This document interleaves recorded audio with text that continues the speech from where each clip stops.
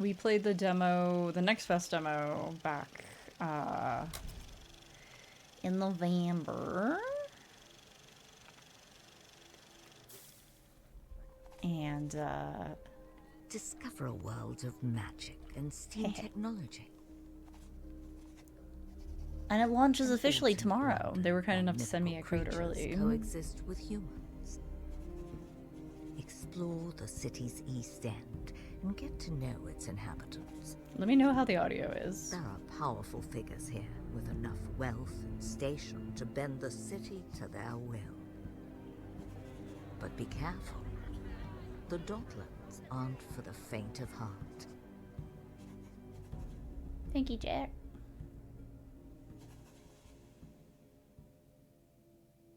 Okay.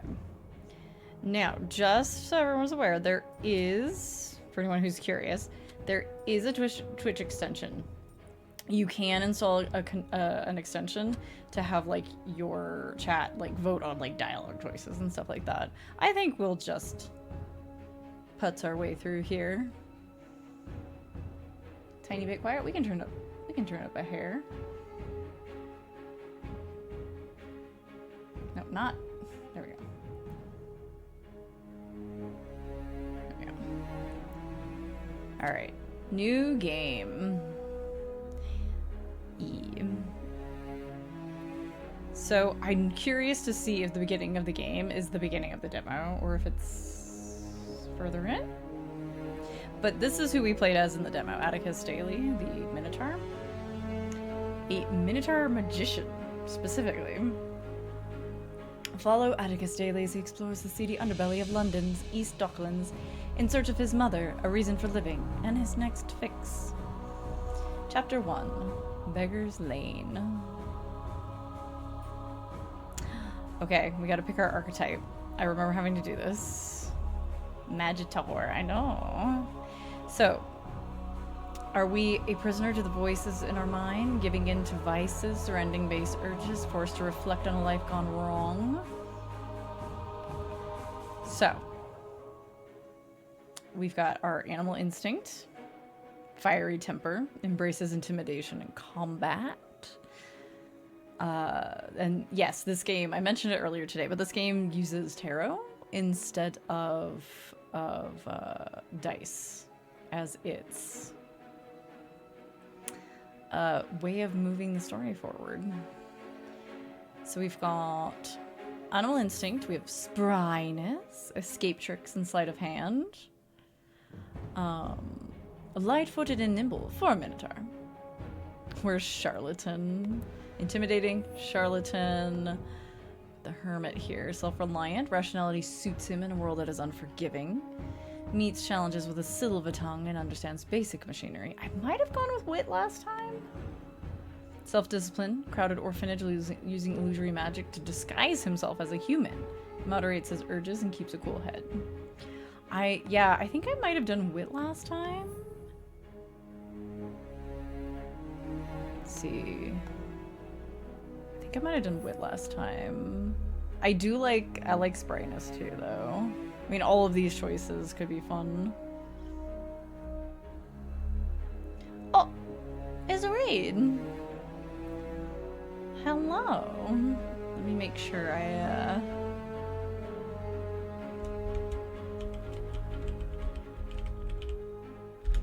There we go. Welcome in, everybody. What were you up to, Seriahime? Hello, hello. Welcome in, everyone. I'm Marley. I'm the incarnation of the curse that lingers over this place known as the Haunt. Hangouts for freaks, misfits, and other weirdos. What were you up to this evening? Oh, goodness. Oh, this is tough. I think I did wit last time, though, and I did like wit. You were playing this too? Yay! Awesome. How are you liking it? I played the demo previously, so I already know a little bit of Atticus' story, but that's all I know.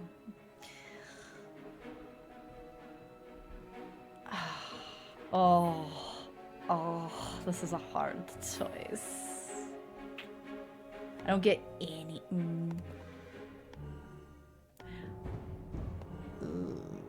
I don't get any sprightness here, and I don't get any wit here.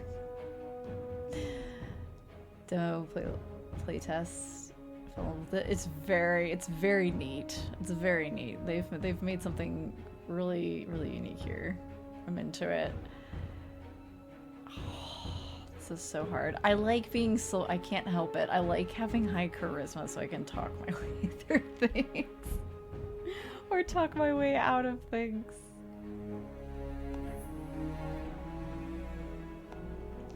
Yeah, we'll go with wit. I like being silver-tongued. Man is least himself when he talks in his own person. Give him a mask and he will tell you the truth. Evolves. Yeah, I saw that there's an extension. I might do that on a second run. We'll see. We'll see how it goes. We'll see how it goes. Because I like to just ramble my own thoughts, but thank you again for coming in, and for anyone who came in on the raid, please make sure you're taking care of yourselves. Don't feel bad if you can't stay. I just appreciate y'all coming in. Get sips, get snacks, get rest, lurk, run, whatever you gotta do. Don't worry about it. Oh, I remember this. A dark shape looms over you. Against the guttering lamplight, a black-shadowed form hovers unsteadily like a cutout in a magic lantern. You can't be sure whether it's real. It's a real living thing, or another grim manifestation from your week-long bender, which at first blush you appear to have survived. Or is it the face of death come to claim you? In any case, the specter seems to be in no hurry to move along. Painful memories prick your gin-addled brain. Now you recall why you're here. You chose this alleyway in London's East End to drown the last of your days in drink. Well, if this apparition isn't the angel of death, then even at suicide you have failed. Oh, thank you for stepping through the static. You may appreciate it.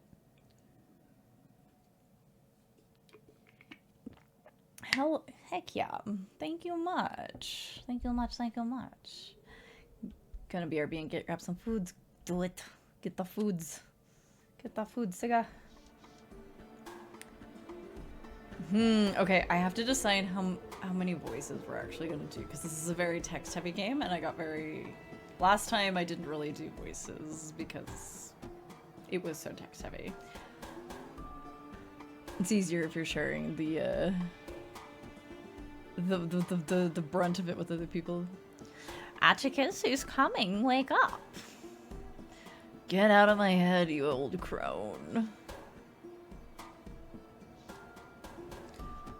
Atticus Daily.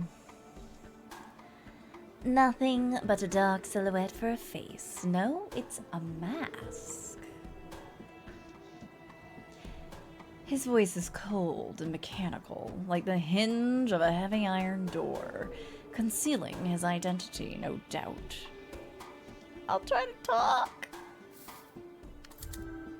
Success. Who are you?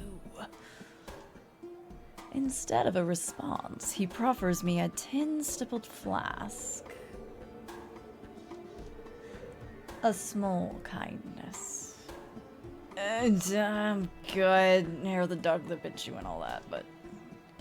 Very well then, suit yourself. Stowing the flask, the stranger leans back into the dim light of the gas lamps. I can finally see his features in full. He wears a brass-buttoned traveling waistcoat, complete with a scarlet hood and mask of ornate gold panels. It glitters in the gaslight, delicately crafted. Finery like I've never seen. On your feet now, you sorry sight. Dizzy from the head rush, it's hard to keep my balance. Who are you and what the fuck you want with me, dude? A friend in need of your services. A friend, but a man of his station, so deep in the Darklands spells trouble. Misery acquaints a man with strange bedfellows. I need a moment to get my bearings. Hi, ZK. It's going good. We just got back. We're starting Sovereign Syndicate. Fair enough, but I'll be watching. The stranger pulls back his waistcoat, showing off a gilded flintlock pistol. Sure thing. Over the years, many a minge bag have come to collect. This barmy naff's no different. Test started. I remember having to do this. I like how they've got these little things if you don't know what they're talking about. So many outstanding debts and foregone chances, second chances. Is it all catching up to me? Let's see. None have yet succeeded. Wear your worst no matter, let it be tonight then, or you can try. I was initially I thought this meant let it be like, oh, don't worry about it, but I was like, no, he's accepting potential death. No. Hope. +5 hope. You can try like all the others, but none have yet succeeded. That's as it may be, but if you keep going on this way, it's only a matter of time. Try looking for a way out, perhaps through that padlocked door over there. Okay, I need to get my cane, and I gotta find, indeed, this padlocked door, which...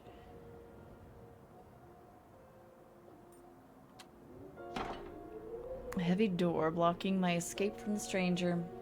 There's an oxidized chain and padlock over the hasp. It should be a soft job, so long as this lock isn't rusted through. I technically have more animal instinct, but I do want to build my spryness. I'll come back to this later. Because I think last time I went ahead and just confronted the stranger. And I kind of liked that path, to be honest. Oh, F1 is a feedback button. Good to know. It's also my button for my model. Okay. Let's see here. Jennifer, Rotgut, and dry gin bottles are strewn about, broken and empty. Wager those are remnants of a day drowned in sorrow. Feels like ages ago. What's left of my stash looks to me like a day well spent. Sooner or later I'll have to untether myself from alcohol's allure. I mean, yeah. See how many of these bottles I emptied. Look through. I think I've had enough for now.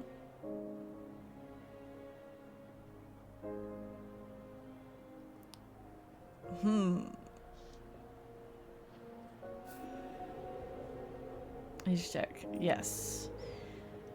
We've got the minor arcana decks. The ace to the king. Contain the world. Will always succeed. Fool will always fail. And reshuffle. Got it. Let's go.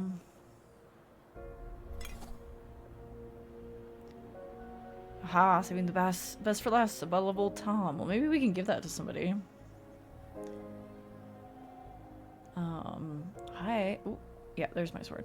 I was like, wasn't it right next to me? Where am I going?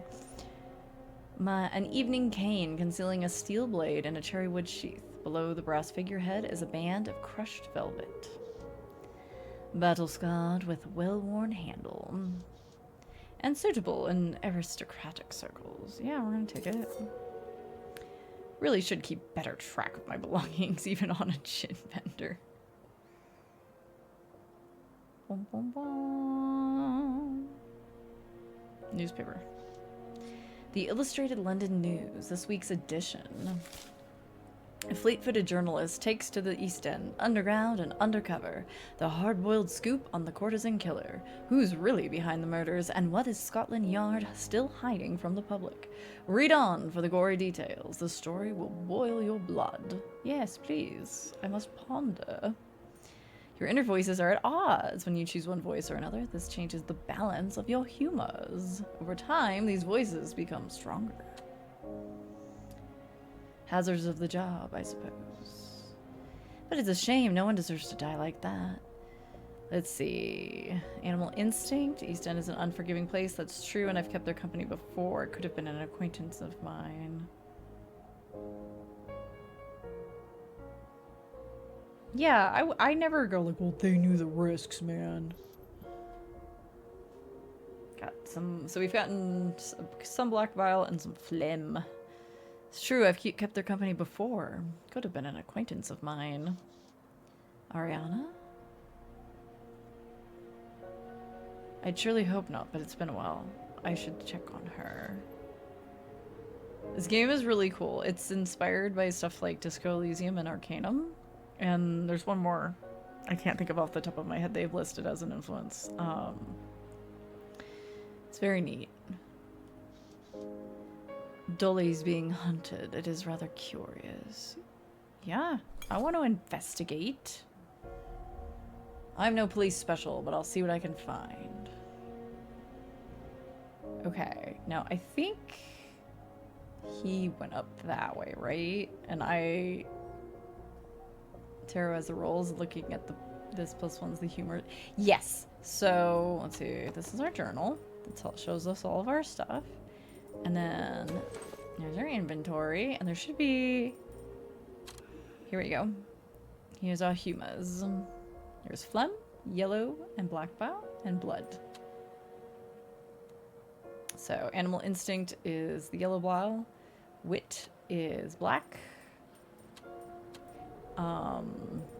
Swords, wands, cups, self-discipline is phlegm. Spryness is blood and coins.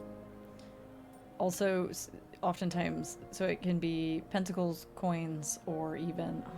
I'm trying to think. I think there's a third one it can sometimes be.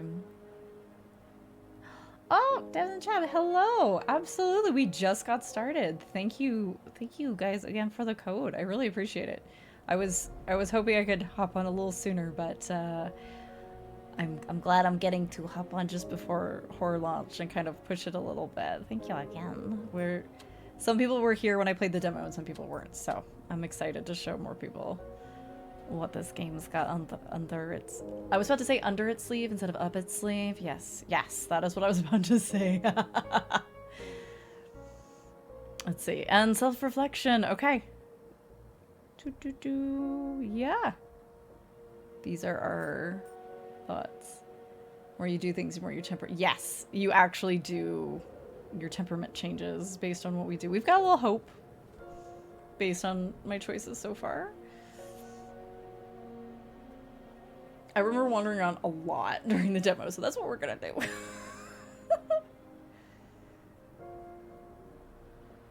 Last night's hard to recall. Bodily aches suggest they threw me out around closing time. Fair, I would say, honestly. Oh. Containment fence, let's go.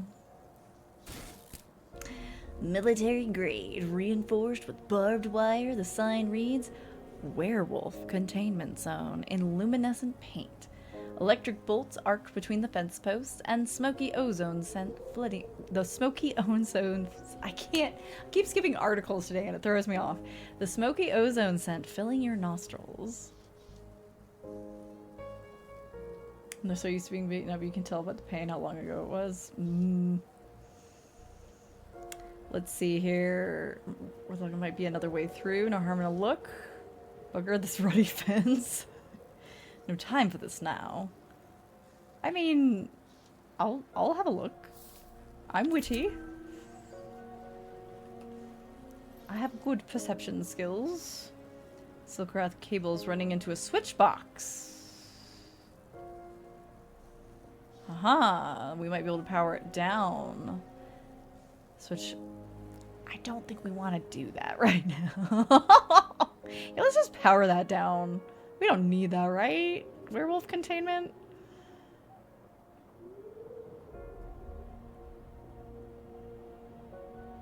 Vagrants. I talked to you before. 3 rootless souls taking their ease in the heat of a steam vent. One of the few free comforts to be had in old London town. This one is Poe Pickett. Drifts around the city so much it's hard not to know him. Might not remember me, though. All the damn dash that landlord. Bloody meter refuses to fix the heat in my abode. Abode. And mutton shunters cast me out on the bricks like flicking an ant off a sleeve. Let's see if I can do any good accents tonight. The unfortunate's companions huddle for warmth, their tattered garments splashed with ale stains. These men are dusty, perpetually so. Not that I miss the ill quarters, no.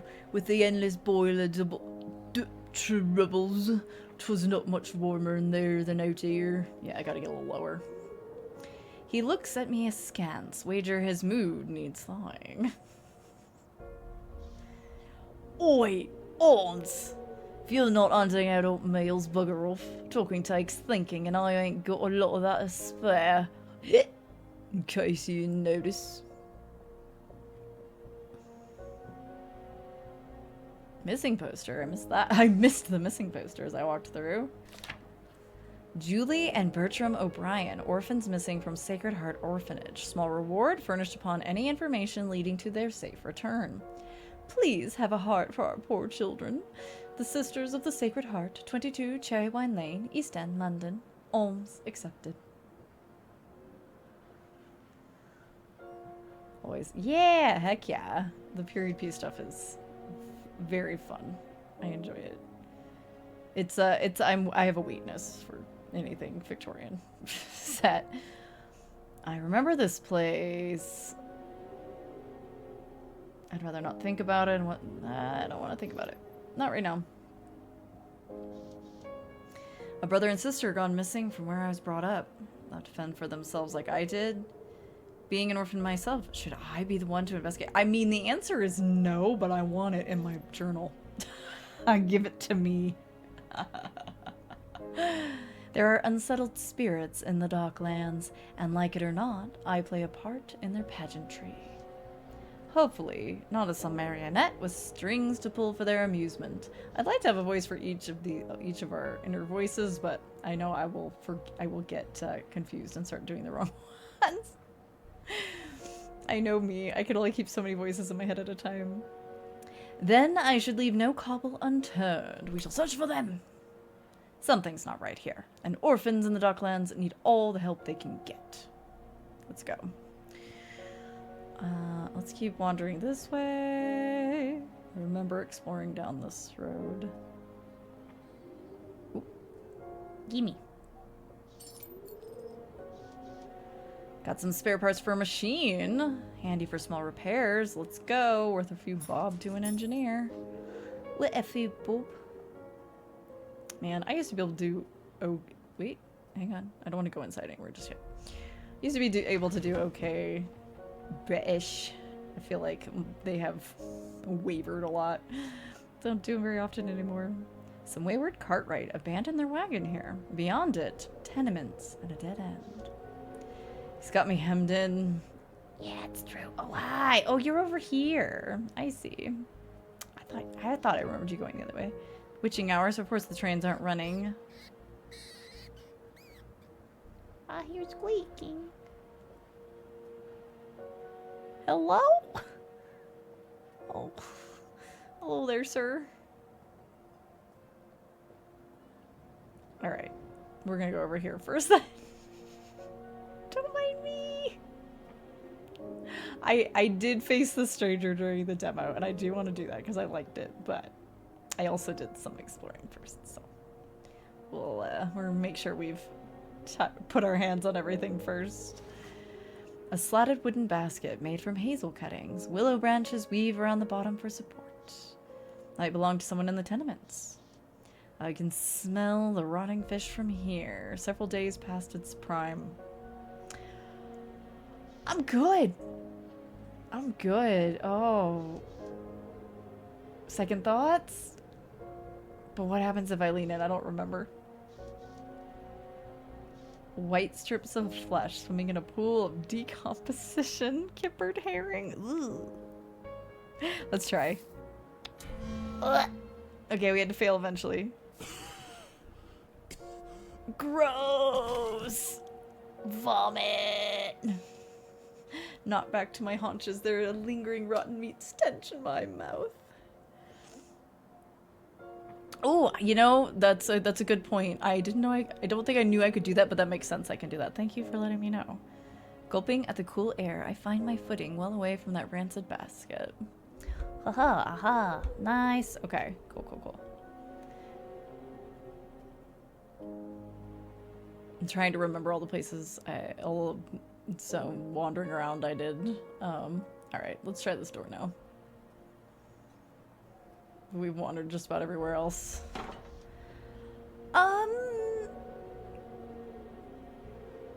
I'm impatient. Let's break it. Let's do it. Break the door. That'll do. I don't imagine that lock can ever be used again, and either. Wonder whether where this passage goes. Away from the stranger is enough for me. Yeah, let's go in the warehouse first. The passage is lined with stone walls, damp from the evening fog, and the underground steam boiler used to heat the tenements above. Barrels line the walls and seem to occupy every available space in this underground storeroom. Cane rats scurry and squeak in the corners, kneading at their nests. The air is stagnant, full of dust and mold. A ways off, there's the sound of the pump house at work. No doubt channeling sewage into the Thames. There's a dim light ahead. Perhaps you can find help, or at least a way out of the stranger's grasp. I couldn't let before. I'm curious. On your guard now, no telling what's down there. I've seen the worst of the underground in my days. I got my blade and my silver tongue. Yeah. That guy's having a good time right there. Okay. I'm gonna check out his coffer first. Red cedar, paneled and cornered with iron, a sturdy but time-worn container. No need to break into everything. What am I? Minotaur or magpie? I'm a magpie, thank you very much. Break in, rooting in rubbish with hopes for a little tin, just like my scavenging days. Let's go. Diamonds in the coal and flash in the cobbles. That's the old limerick the urchins would sing. The only sounds are the dripping pipes, the scurrying of rats, and the gears in your skull spinning out of the past. Christ on a high wheel, would you open the box already?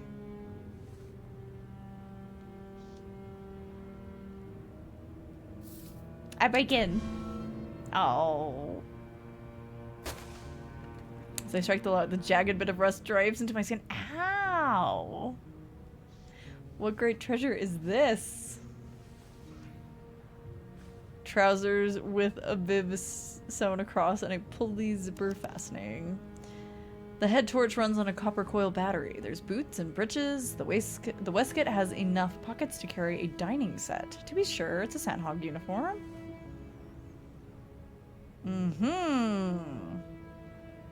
Okay.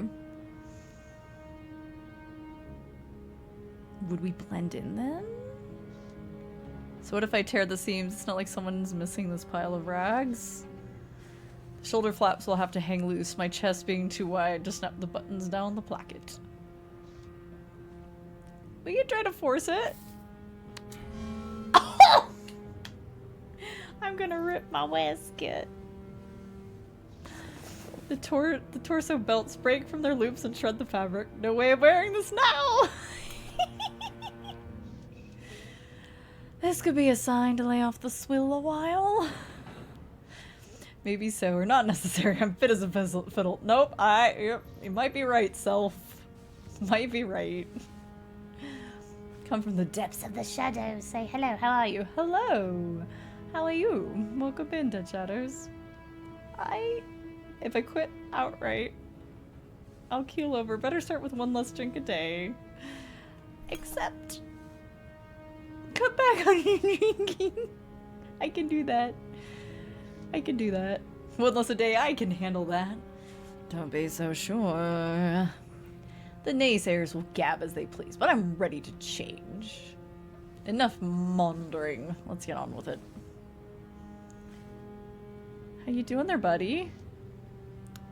30-something cove writhing on the cobbles must have had his fill. If he was on guard, easy now to get by him. Or bash his head in. No! No! No, we leave him alone. We might know him. Can't say I know the poor Sant, but I know the feeling. Tingle in his head and the bottle's to blame. Well, I'm glad you're having a good time. Welcome in. Anything in his pockets? No.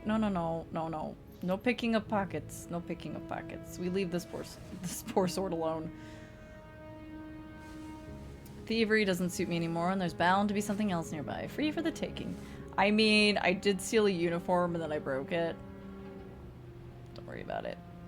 Oh yeah, the manhole cover. I remember the manhole cover. Well, let's explore a little bit before we... Oh, we got a crate. Crate. Battered crate. Moldering in a sewer grime. Smash! No, I already stuck my head in something that smelled bad. I'm good. It's brittle, but with the proper tile work. Braided horsehail. Never know. We might.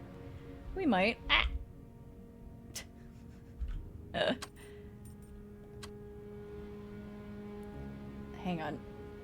My thingy is... Hang on. You know what I have to do? I have to make this. There we go.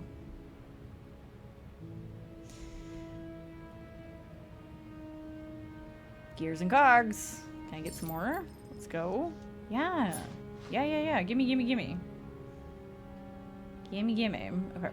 So, yeah, we're gonna leave that crate alone. I already threw up because of the fish. Let's move on. Watch it. There's somebody on the stairs. With that head torch, he could be on patrol. I don't suppose he takes kindly to trespassers. Coming double quick, or I don't need to hide from anyone. I'm not being sneaky. His face is filthy, mud-streaked and unshaven, and his head torch is near as bright as daylight down here. He smells worse than the sewer walls. Must be a bilgeman. Oi, hang on. He's got nothing on. He's got a mask on. Oi, what's a bovine doing down this way? You better scram before I call the hounds. You're trespassing. Very curious as to what the closed captions think I'm saying when I do that voice. Better lie, it's safer. Looking for the exit through this way, yeah?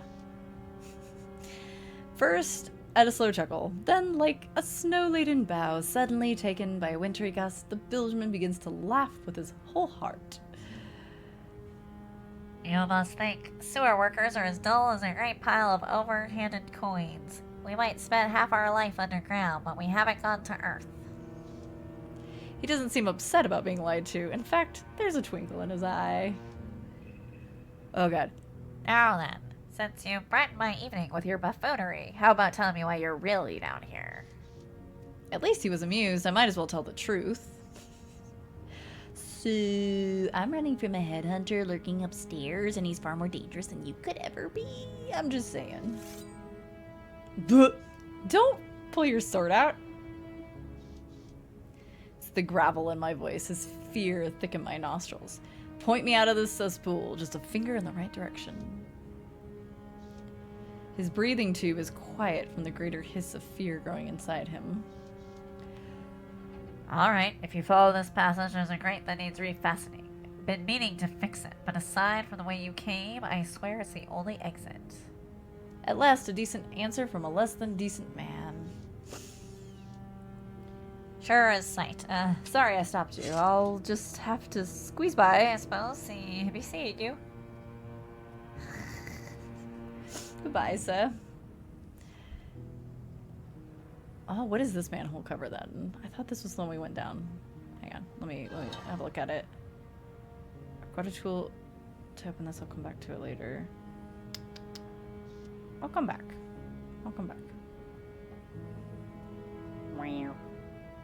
So I think we end up at like kind of a dead end ish. At least I did in my choices during the demo.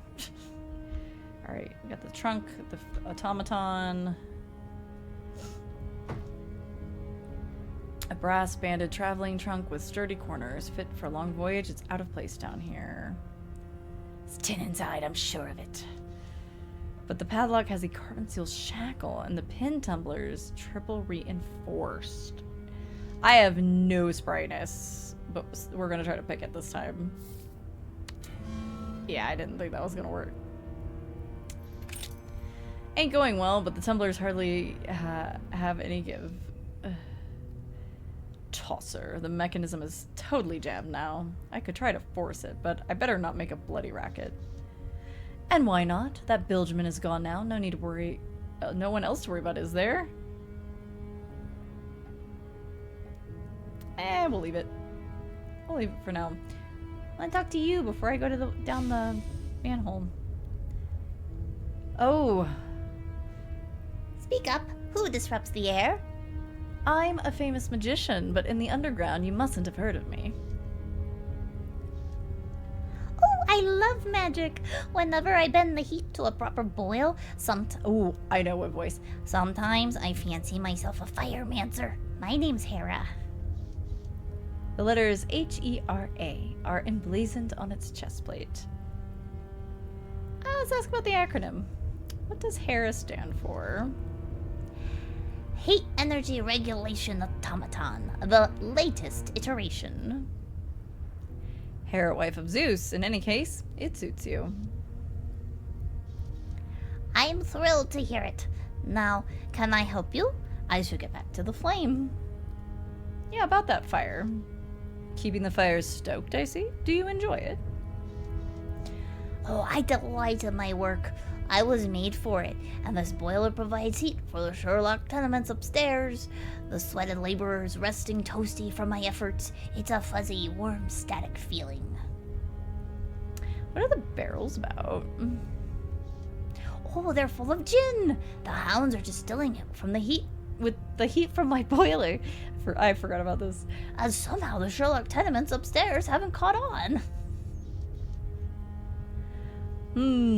Those people must be freezing. It's only autumn now, but it feels like midwinter. I'd rather have the extra gin. Brings down the price. That way we can deal with a little cold. A lot of my ilk came up from those tenements. I couldn't face the dock hounds alone. It's hard enough keeping my own head above water. Aye, they won't be easily swayed. Bootlegging is a regular tin press. What else do you know about the gin barrels, Hera? Oh, the steam gets siphoned and the barrels come and go. Some are fresh and have stood for several months, ready for a swiller.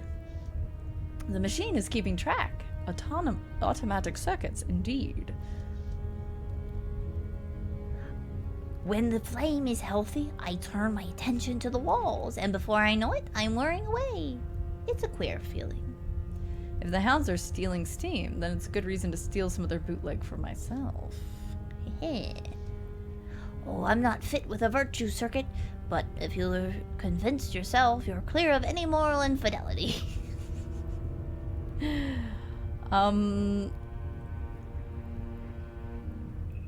Yeah, sure. Where could I find a barrel? No, it's okay. I don't need a barrel of gin. It's fine. I'd rather no way out, aside from heading back upstairs. Oh, there's a grate that leads to the sewers. Barring that, nowhere else to go but out the way you came. Yeah, that's the way we're gonna go.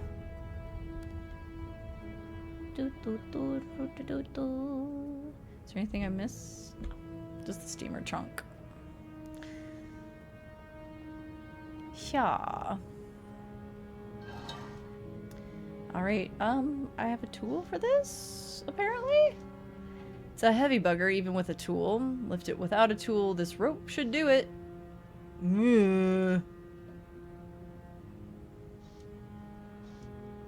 Well, we can try. Huh. We got the world, let's go! Auto success right there. I split the ends to make a basic knot around the slats. Then, with a well-leveraged tug, I free the cover. Got some blood, let's go! There's a latch compartment below the manhole cover, but it's padlocked too tightly to break. That's a capital lock. I'll need a key. Keep looking. Oh, okay. How about Ow!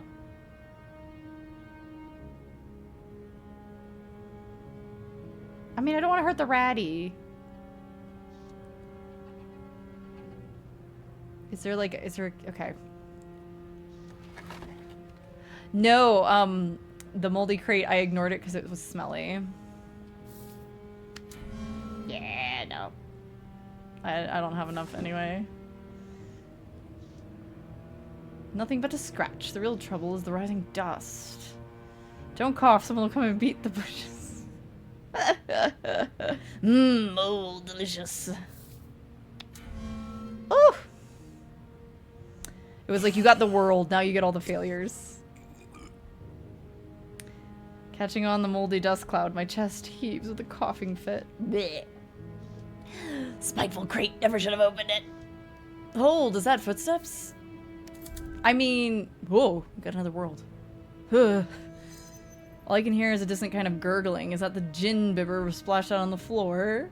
Hey GM, welcome in. How's it going? How's it going? Let's hope it was only him. By some blessing, it seems nobody heard me, but I should know how to stifle a coughing fit. Shouldn't a mage have a kerchief? Who's in my other waistcoat? I'll need a face mask. Oof. If I meet another Minotaur, they might have a spare. A good lot of us live in the underground. Enough rumination. Let's see what's in the crate. Can't hardly see what I'm reaching for, but here goes. Nothing but a cold piece of metal. But it's a pry bar. Let's go. It's going good. This is very early. We just started a couple of minutes ago. But it seems to be, at least part of it seems to be the segment that we did in the demo a couple months back. So I have vague memories of what I did, but not complete ones.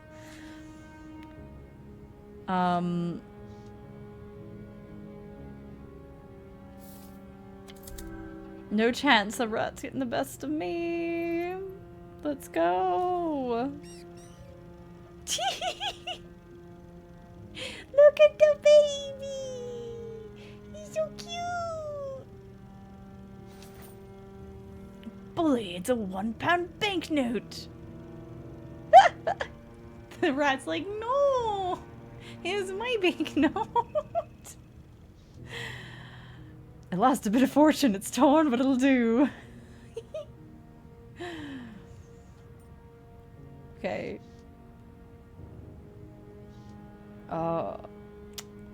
Well, I have the pry bar. I have the pry bar now. Hang on. Can I use it from here, or is it just like, nope? You did it in the wrong order. Let's see. Ooh, I got to keep my length of rope.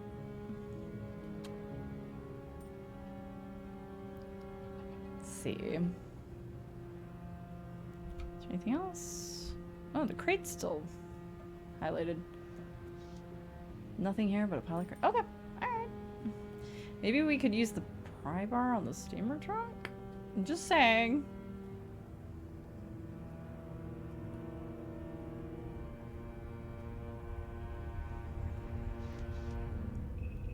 Let's try to break it open with the pry bar. Baby what? A bottle of gin I've yet to try. The fates have been kind for once. Oh my gosh. And we got some money. Provided me with capital. Cigarette added to inventory. Let's go. Got a bunch of stuff, but wow. All kinds of stuff. I'll get my sips on. Let me get my sips. I don't think Kara had anything else to say.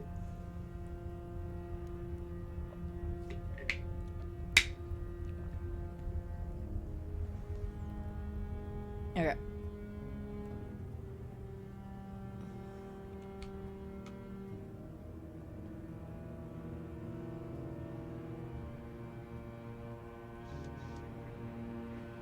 have to find a key. I have to find a key. Okay. Maybe it's in this guy's pockets.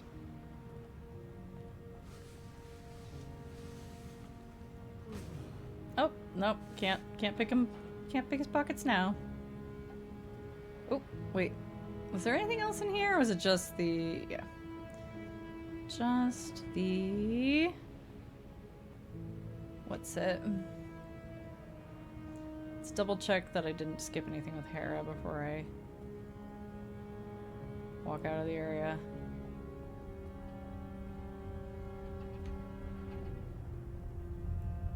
Okay.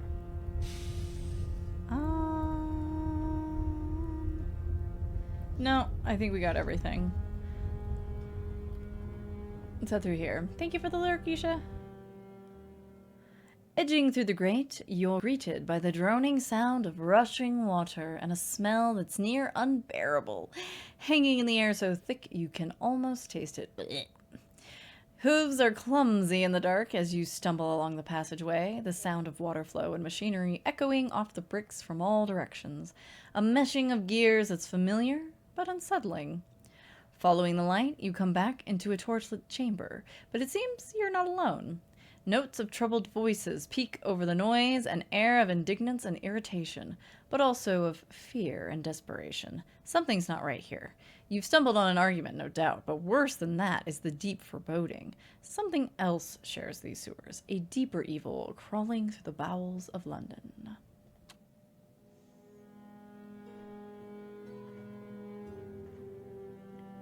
Okay. Ah, yes, the block passage. I remember. Can't go through there. Might as well walk forward so I can look at things, though. Come back with an axe that'll do the trick. I've run into more daunting obstacles.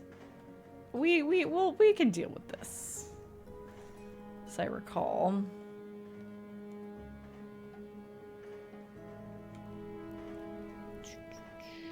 This way. Now let's see, we can go up that way. What's down here? Anything?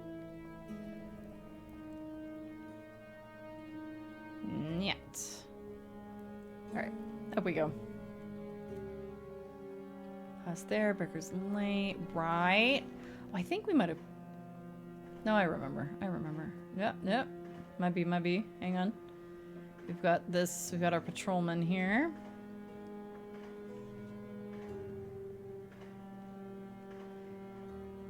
Comes down this way.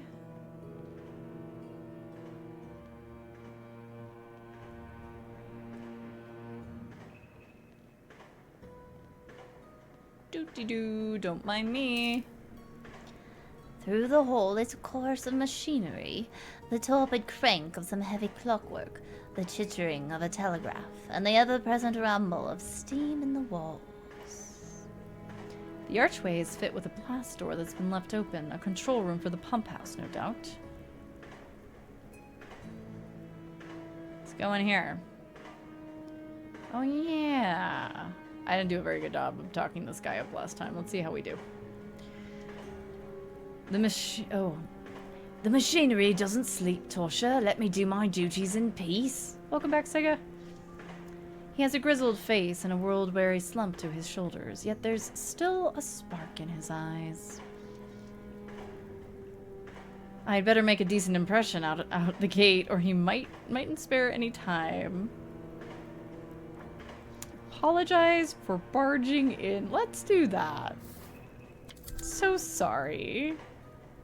So sorry. Oh, sorry to barge in like this. As he should. This is no place for surprises. Ooh, I've already changed his voice. This is no place for surprises. Out with it. Now that I have his attention, let's see if I can earn his trust. The way out. The argument. Yeah, the barrels in here? What are they about?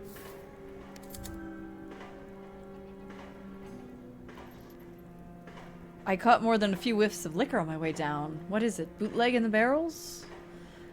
Not so, dear. See now. What's your name?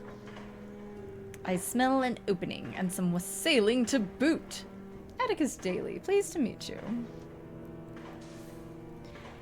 And I'm John Teller. Say, I've got it figured. Minotaurs have keen noses, so you must have sniffed out the liquor in my locker.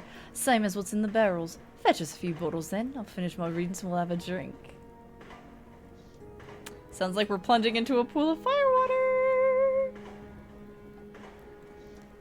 A wooden locker with steel dowels and bolts, embossed with a seal of senior service. Apparently chock full of bottles. Go on, he offered you a drink. Be rude to refuse. See if it's any good. It's packed to the gills. I'm not going to drink without toasting with him. I really shouldn't. Heyo! I forgot that was totally in our journal. Cutting back on my drinking, thanks. I say as someone who, like, basically just about never drinks myself. I hope Teller won't mind my coming back empty-handed. Besides, he can always treat himself by his lonesome. Can we ask him anything else? You back, eh? But where's the gin? All he wants is his juniper juice. I'd love to have a drink, but I'm trying to curb my vices. If you don't want to have a drink with me on principle, of course I understand. Pity, a few drinks might have loosened his tongue, not whatever sequence he... Boo. That's fair enough. Last time I just made him mad. I don't remember how. I don't remember what I said, but I just made him mad. Can I bring it to him? I was gonna say, because I also have just other alcohol. I could have just offered that to him, but that's okay. Fair enough. Fair enough. Okay, I want to eavesdrop like I did last time.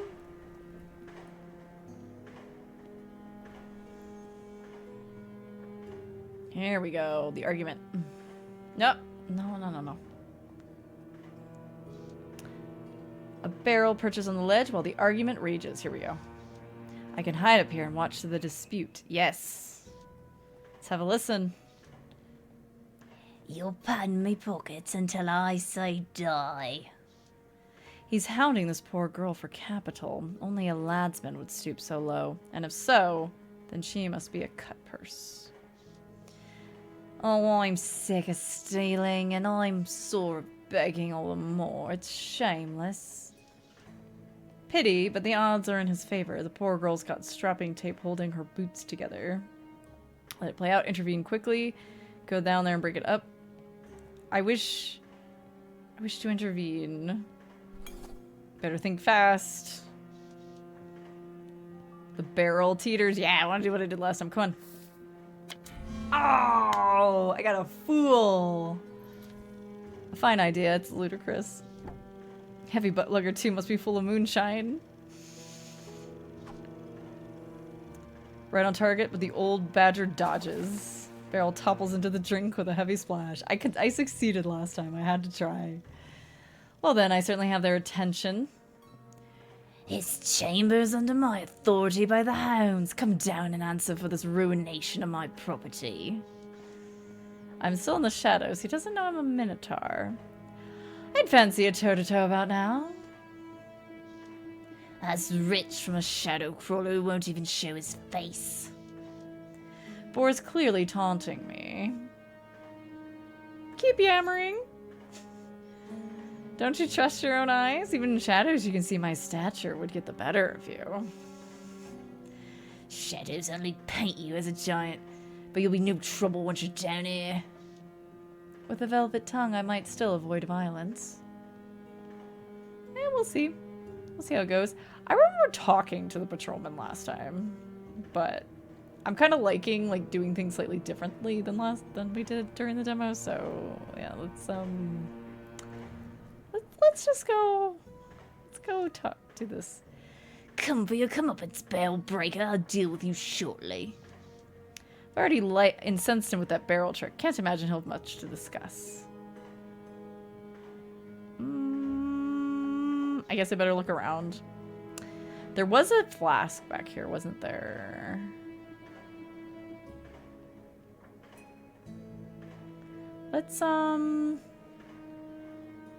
Let's explore real quick. Well, no, I can't even get over there.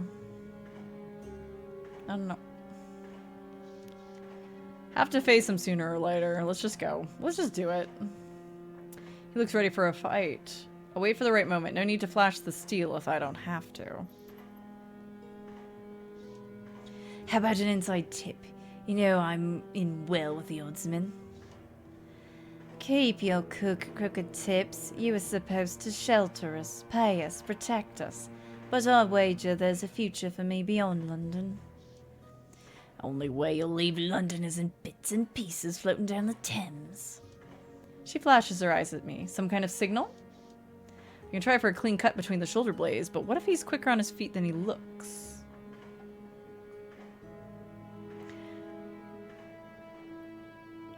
Let's settle this with words. He's in evil trouble, but he doesn't have to die. Oi, you there. Well, Mr. Daly, some lousy aim you bore up there. This bloody biter knows my face. Have we met? I got another fool! You've got to be kidding me. For now, it escapes me. My wit leveled up, though. But I can't shake the feeling I know him. He's cocksure as can be. I'm sure he would remind me of his name. Wait a minute, aren't we being rash or lay off the girl?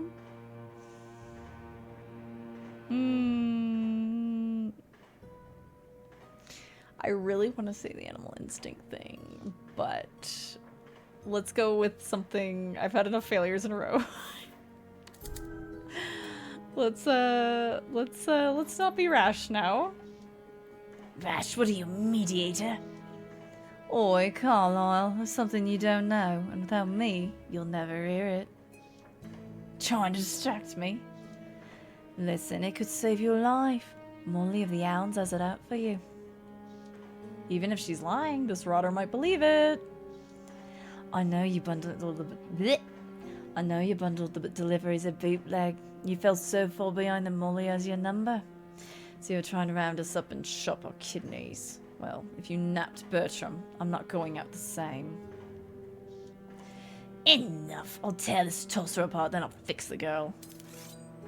I need my blade, if only to defend myself. Let's go.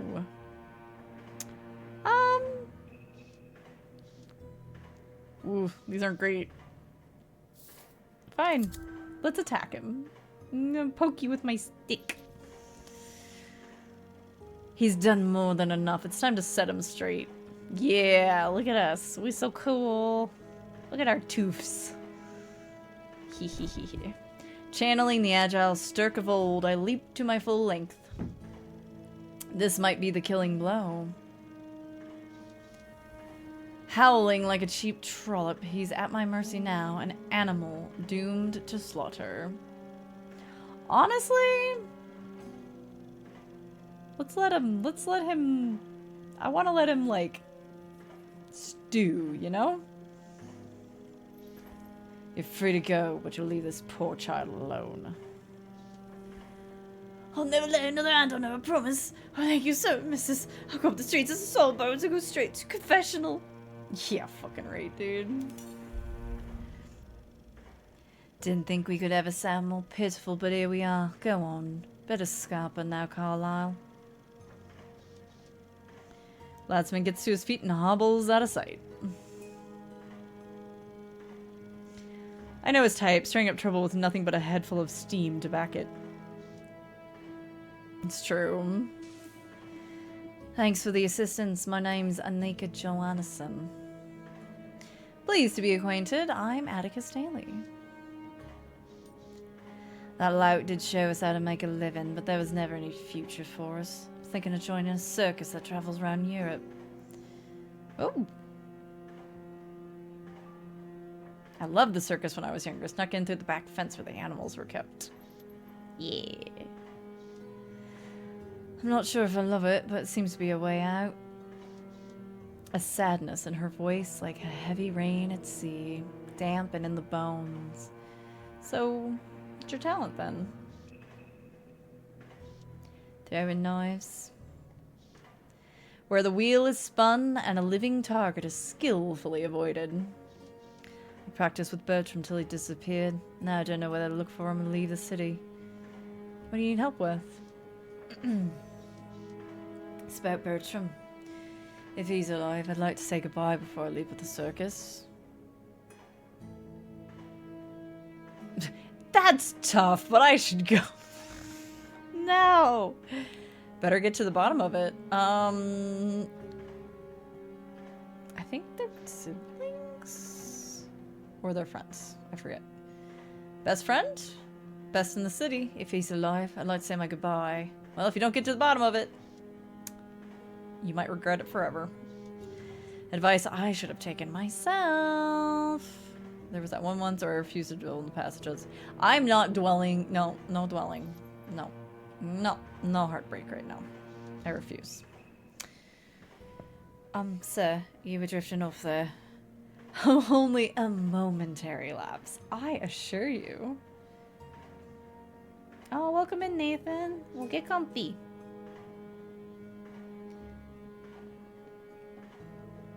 We'll burn out those bad brainworms. Is there any chance you'd help me find Bertie? He went missing along with his sister, Julie. Oh, they're the siblings. That's what it is. Yeah. Hell yeah, I'll help. Oh, thank you, Mr. Daly. It ain't much, but take these corks for your troubles. I'll see what I can find for myself, and then I'll meet up with you and we can share information, like police specials. Bully, I'd make a fine detective. Off for the night-long day tomorrow. Absolutely. Thank you for stopping by. I appreciate you stopping in, and thank you again for letting me have a code early. I was very excited. I'm super excited to see where this story goes. I liked what I played with Atticus, so let's see here. And good luck with the launch tomorrow. What about the hidey hole? Hidey hole. Clara's your favorite. She's next. Yee! Oh, I remember when it cut off the demo. It was like, next you'll be hopping into her shoes. So I'm excited. I'm excited. We had a little safe house behind the retaining wall, but now with the pump house being serviced, the water's too high. Ah. Gotcha. I want to help. No worries, thanks anyway. You're welcome to anything we left in there. How can I find you should we need to meet again? Have my card. My visiting card, in case you need to get in touch with me. I'm not often home, but you can leave a message with Anna and Selena in the shop below my quarters. Of course, Mr. Daly. Together, I'm sure we'll get to the bottom of this. Alright. So. Got that. We've got the locked door. Oh, that's where the flask was. The Ring Terror's Realm looking real different. We are not playing more Ring Terror's Realm. Ooh, Nostrum. It smells rather dangerous. Might be useful. Laudanum. Let's go. Monstrous door of high carbon steel. No way through without a key or a high explosive. Bum bum. Bell end if only it were opened. So this is the end of my underground road. Cribbins, there's no getting through. No escape from the stranger this way. You'll need a key for the door. Okay. Let me come back this way a little bit more. Okay, right. This leads up to Beggar's Lane. I kind of want to talk to the patrolman. I remember it being fun, but...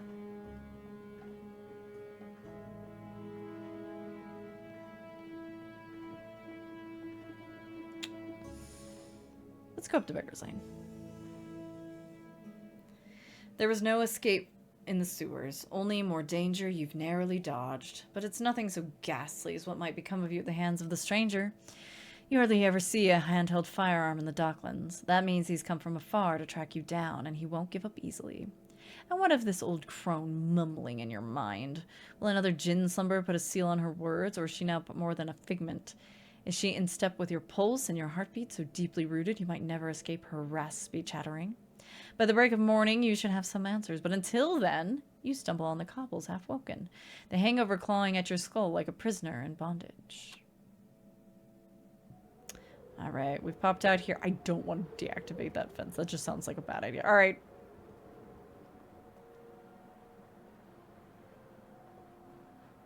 All right.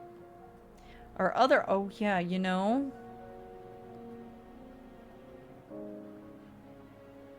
Gin collector. I just noticed that that was a thing in the journal.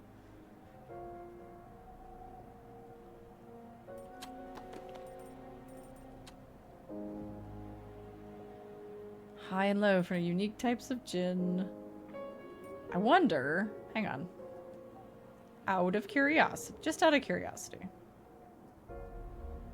If we circled back to where Hera was, could we pick up the gin that we initially ignored? Or should I have taken the stuff from, what's his name? John Teller's stash?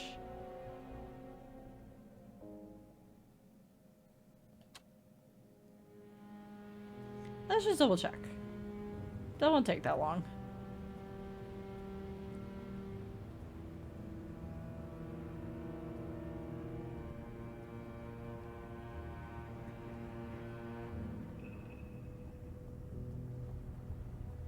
No, no, no. Let's go with the barrels. Where could I find a barrel that's been aged a few good months? Aha, yes. Okay. It's...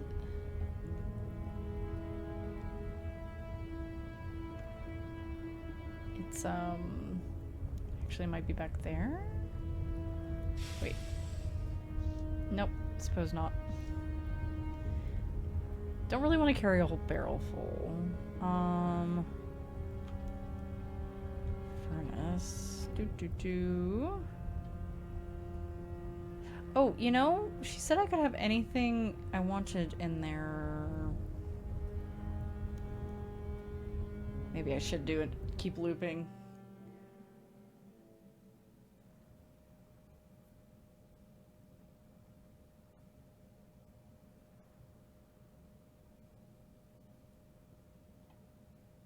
Oh, this is different. I didn't even realize this was totally different. There might be more to uncover down here, but for now you take heart in having helped the girl. You were much like her as a child, checking each corner for glitter or flash. You might still discover some treasure down here, or some gritty advice from workers afoot. I didn't even notice. Let's go. Let's go. Now...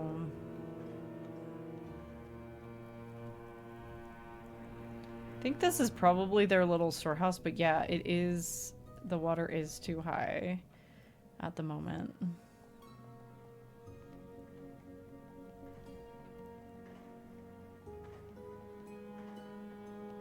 You know what? I want to talk to the patrolman. Don't flex a muscle. Ooh! Who's that creeping in the shadow light? State your business. A cyclops with a pike spade. Standard issue for sewer work. This area is off limits, layman. Besides, you're not dressed for it.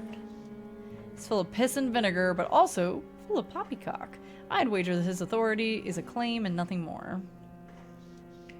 Already have the stranger to worry about. Am I up to challenging this lanky bloke as well? I shall apologize. Sorry about that. Captain of the pump house, that is. Pardon me, Captain. But as I said, I'm just looking for the way out. Don't mean to trespass. Sorry, mate. Nowhere to go but the way you came. Dash it all. But if he does know the lay of land, then he might be worth a few more questions. Any way to cut off the water flow in this chamber? Not with the pump house being out of order. Surely there's another way out. Perhaps towards the pump house? Off limits. Besides, she's locked down for maintenance. If I were you, I'd head up street side before the morning doves. Right then, Captain. I'll be on my way. The pump house captain breathes a sigh of relief, eager to get back to his patrol.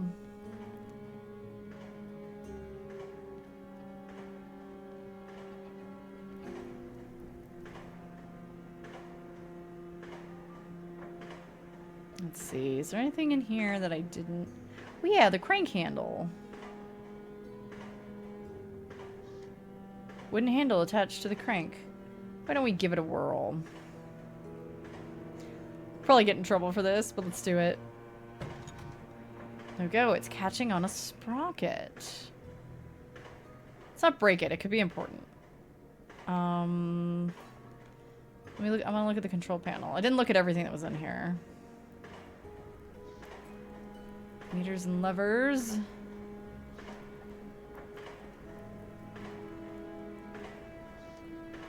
Okay.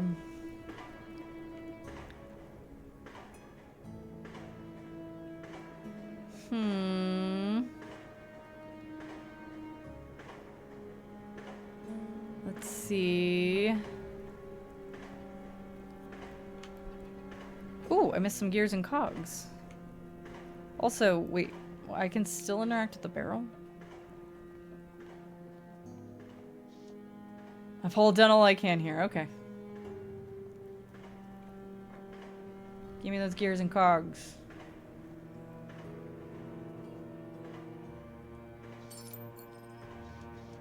Highly doubt anyone's coming back for them. Let's get them. Got a bunch of cogs now.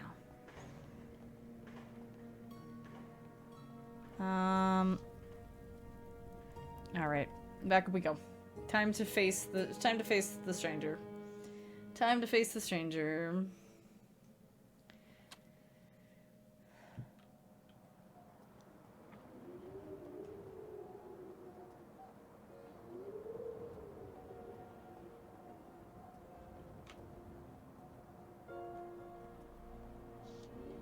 He's waiting with a cold stare and hand on his flintlock. All done mucking about down there. About time. How do you know that? The smell, most likely. Ah, you smell it on me? None of your business where I've been. The problem is you're still on my trail. No, we came to him. We smell. You might say. He's hiding something. Perhaps some mystical talent, not unlike my own. Right then, you ready, sight? Let's get going. We'll need you to be batting on a full wicket. Stinky. Shall I let him ragdoll me around East London? Not a chance. I mean, I don't really want to pick a fight with him. Now's not the right time to challenge him. It's best if I don't tempt fate and instead trust the unknown. What I need is a strong drink and a meal if I can stomach it. Certainly not a street brawl. I'm glad we understand each other. Come on then. I didn't say that out loud. No question about it. He's reading my mind. Were you talking to me?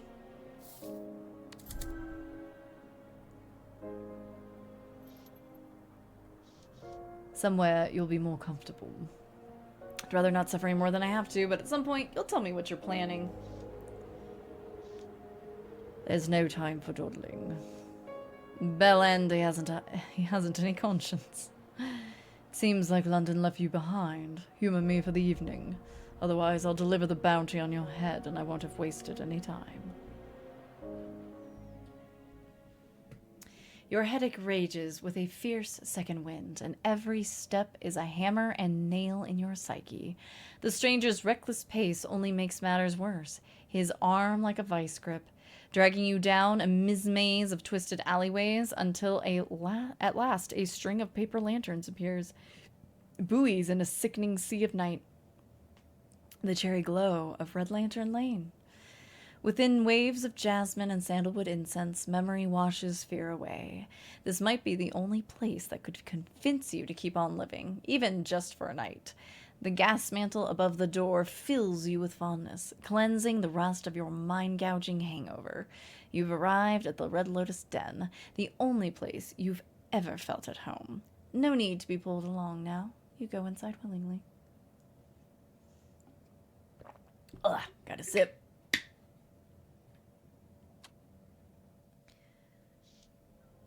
Happy now? Body aches and a deep uncertainty in the bones. It's hard to be happy like this.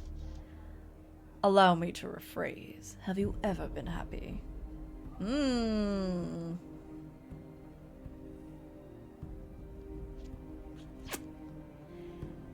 can't say, but I've gotten close to it here. Oh, many years ago.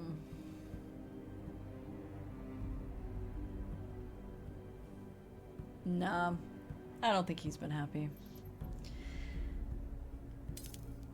Withdrawals. They can muddle our minds and make us weak. Don't worry, you'll feel better soon.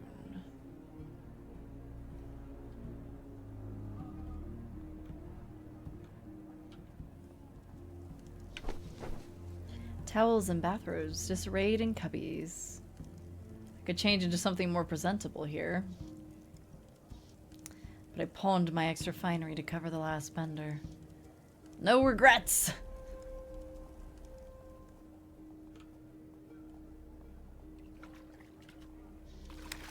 A steaming bath awaits your tired bones. Wouldn't it be good to get cleaned up?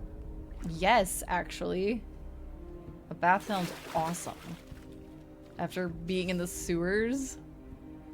How about not smelling like vomit and cane rats? We shan't offend the ladies.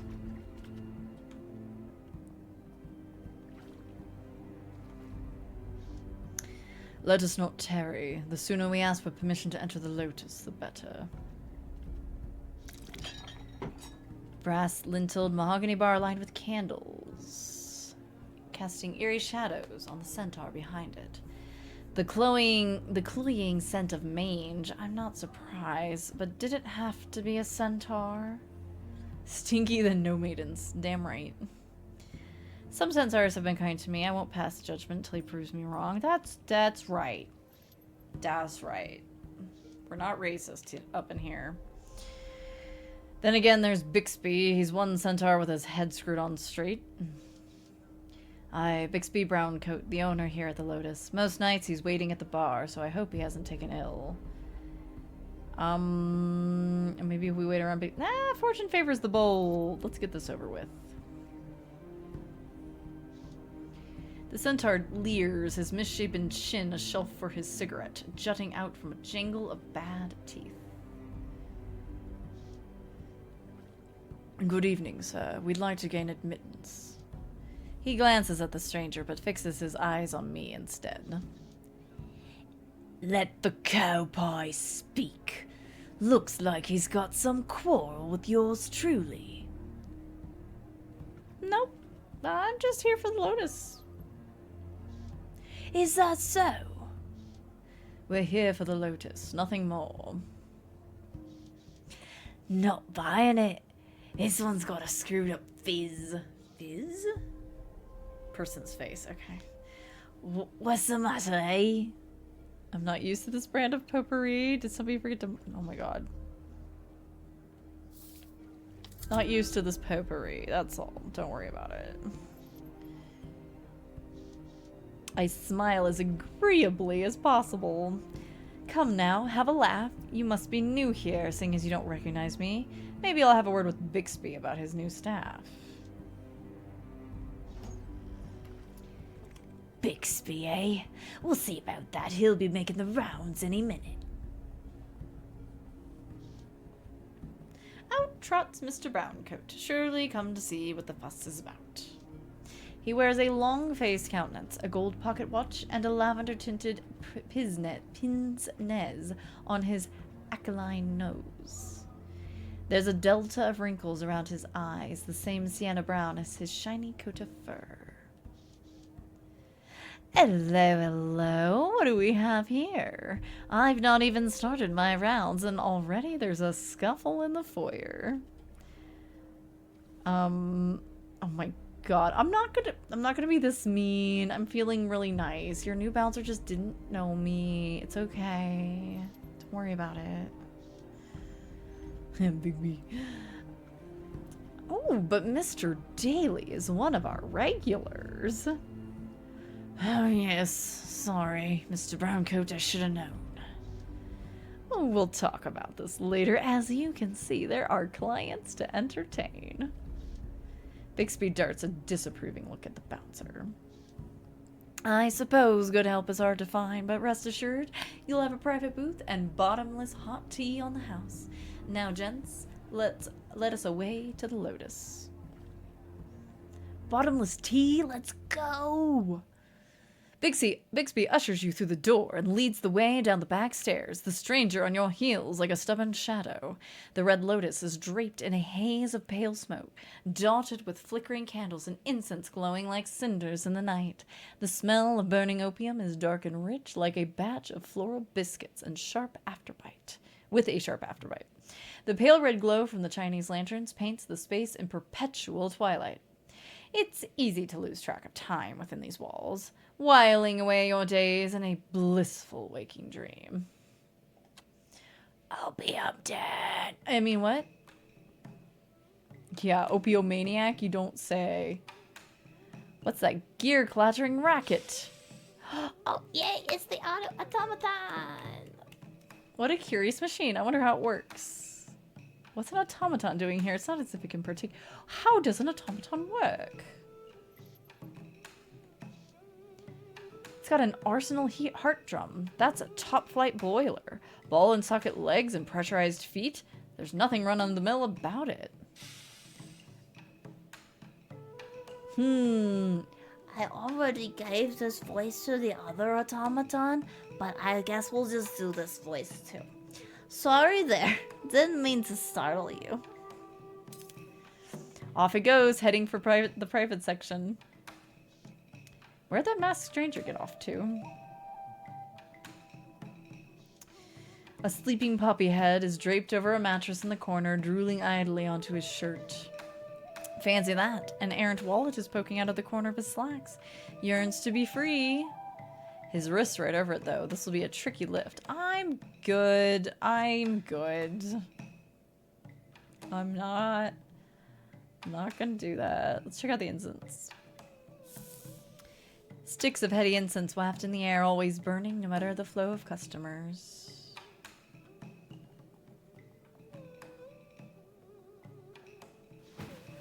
The floor pit has benches with tufted upholstery and pillows costing a halfpenny an hour.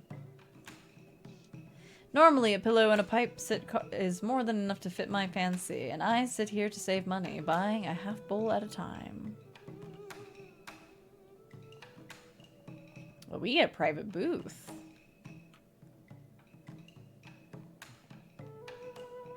Sleeping gents, how y'all doing? Two workmen blissfully free of the waking world. What? As well as their meaningless And when they wake, I should hope they'll be refreshed. That's why they're here, after all. This guy's having a good time. A sturdy yet musty old bookshelf. The spines show how much titles such as Arcane Magic on the Eastern Edge of Ruin, Opium Through the Ages, and Parlor Games. Love in the Dreamtime. Yeah, let's talk to the dwarf and his automaton. Evening, stranger. I wish I could do it. Evening, stranger. There we go. The dwarf has a warm and amiable look with a set of crystal blue eyes, sharply intelligent, and a red mustache that is so full it could crawl off his face and build a cocoon.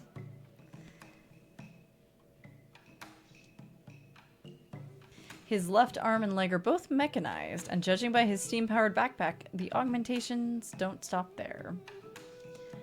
How'd you do? Just fine. Some kind of inventor, are we? Name's Theodore Redgrave, Brotherhood of the Boffins. I can't decide. Everybody sounds like this right now, and after trying to do voices for Ring Terror yesterday, I'm like, I'm tired. I'm still feeling it. Name's Theodore Redgrave, Brotherhood of the Boffins, but call me Teddy, most people do. Boffins, your automaton. Has it got a name? We increased our spryness, let's go. His ears, Otto. Perfectly friendly he is, if a little odd. Silly given names. No, it's not silly. Stands to reason, though who among us isn't a little odd? Like me, trying to talk. It's truth if I've heard it. What can I call you, sir? Atticus Daly. Teddy pats the automaton with his fat paw. Mr. Daly, from the both of us, it's a pleasure. Otto's going to need some tweaks before the brawls, but we'll have him in as fit as fiddle by then. Oh, Otto's a brawler. So far, he's only watched from the sidelines, but someday he'll fight with the other battle traps. I know I'm changing everybody's voice like 3 times, and like every time we meet them, I just can't settle on anything. No emotion from the automaton, of course, but one can't help but wonder how it feels about all this. See, I'm a hunter of fell beast in Munster.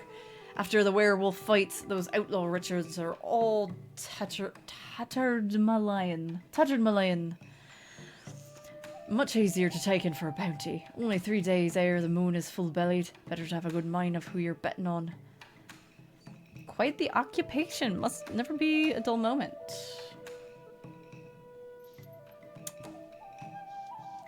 Here's true. I just knew you were a man of culture.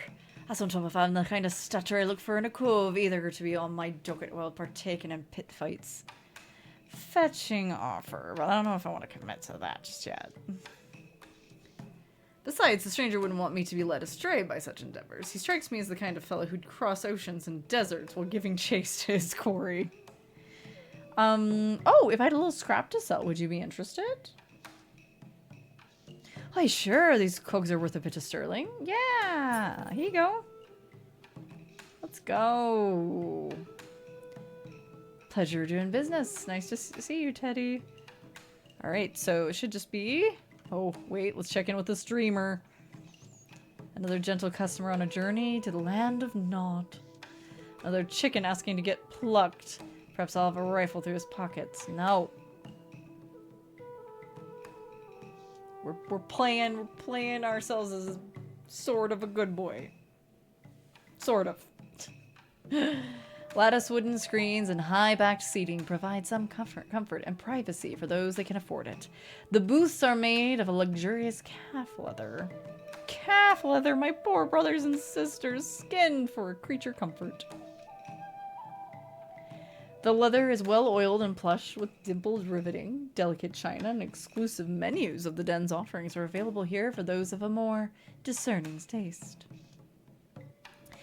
Seems I'm in for a treat on account of the stranger's pocketbook, as fat as a Christmas goose. Let's make the most of it then. Still, I'd like to know what his motive is. Why invite me here? Better here than the alley, whatever his angle. There must be something in it for me. Could have already killed me and collected all my bounty, but he didn't. So we should hear him out. This is, yeah. Yeah. He could have kicked our butt. It's worth seeing what he's after. Infuriating, but I can't keep the crone from intruding. Nevertheless, the stranger is waiting on me. Let's get on with this.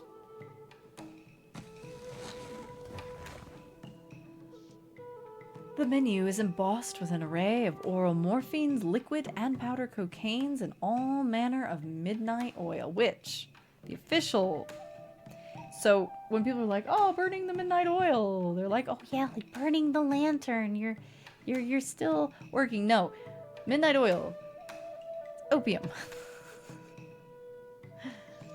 Burning the midnight oil is... Anyway, it's a weird phrase. Teddy seems an interesting chap, and the automaton is quite something, isn't it? Bugger this small talk. Why'd you bring me here? Oh, animal instinct has even increased. We've got plenty of time for explanations. Why don't we start with a sample of some of the den's wares? Now we're talking. Perhaps this fellow's not so bad after all. With so many deer poisonous variations, it's hard to decide what will hit the spot.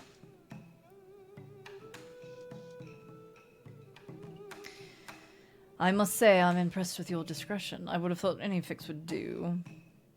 You're just greasing wheels, thanks, I suppose, but I know it's not from the kindness of your heart.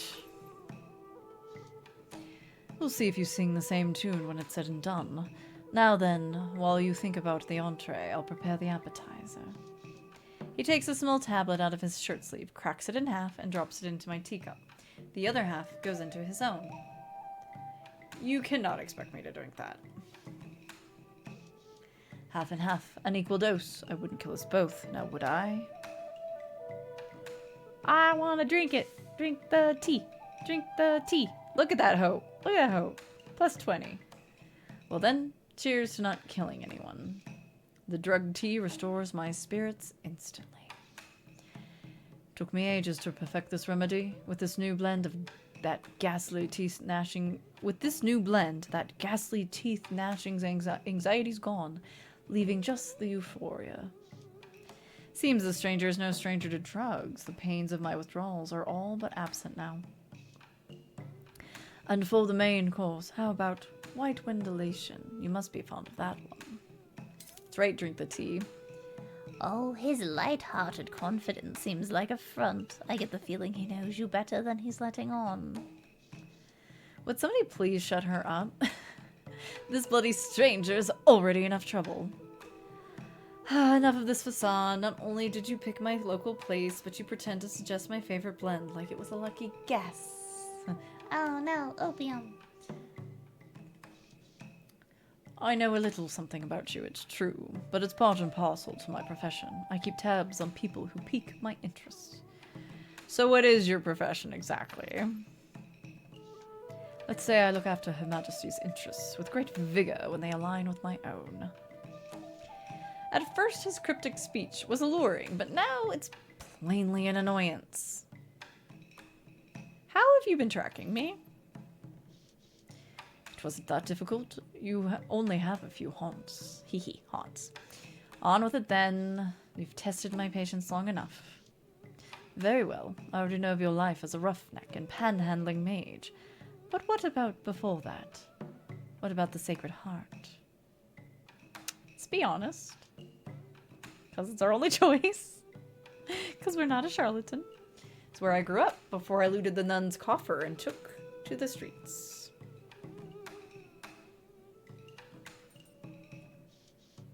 I gathered as much. But, what I'm not sure about is your parents. All I have are guesses. Wheel of Fortune! This character has gained the retrospective trait and will now be able to select dialogue options that require this trait. Let's go. My mother likely gave me up because she couldn't pay my keep, and I suppose my father either died or walked out on us. So, the sisters never told you anything about your parents? I can't say for sure, but it's too bloody unpleasant to think about. If the memory's there, we can call it back gently. This fellow's lost his mind. Something occurred at the Sacred Heart that you've forgotten. With the help of an opium dream, you might recall the details that will lead you to your mother. Lead me to her gravesite, you mean? What could that accomplish? On the contrary, I believe she's alive. Her name came up on the ledger at Bethnal House. Ooh. Private mental hospital. I've seen my share of swindlers, but this takes the cake. Just humor me for a moment. Matilda is, of course, her given name, but how about her family name? Never knew it, or I don't think the sisters told me.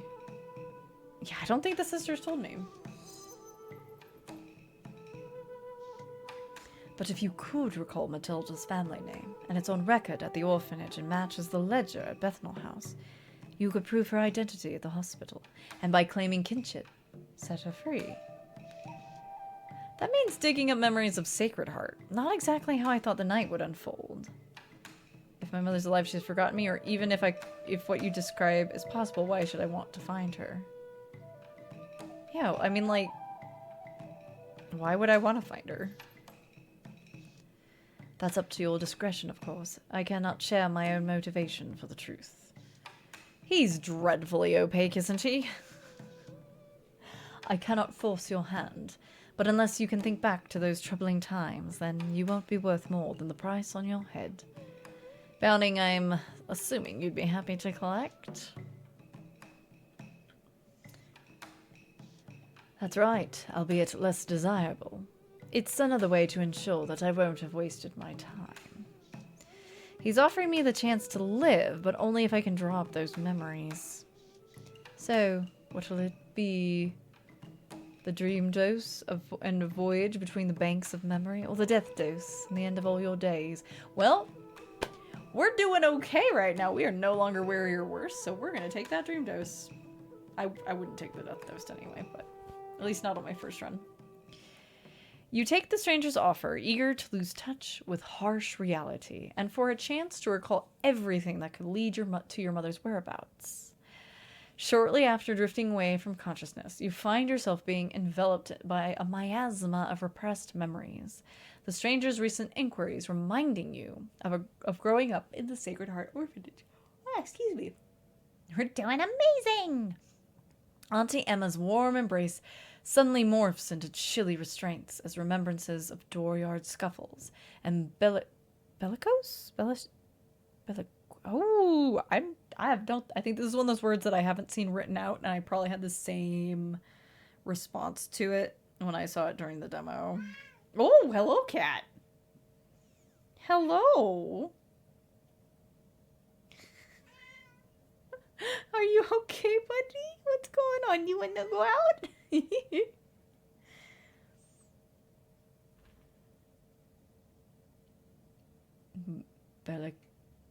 Bellicose?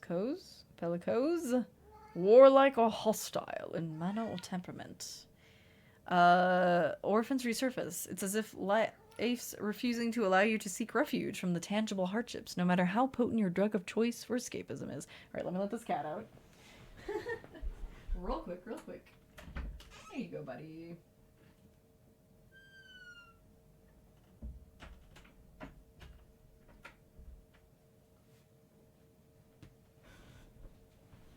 Okay.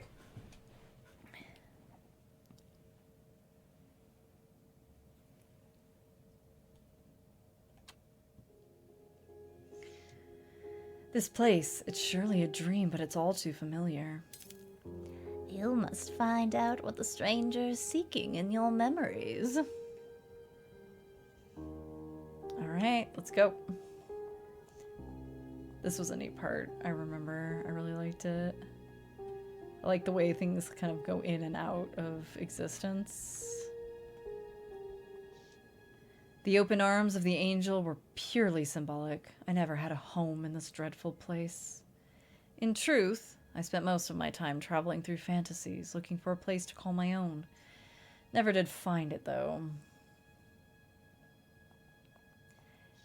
Sister Heloise.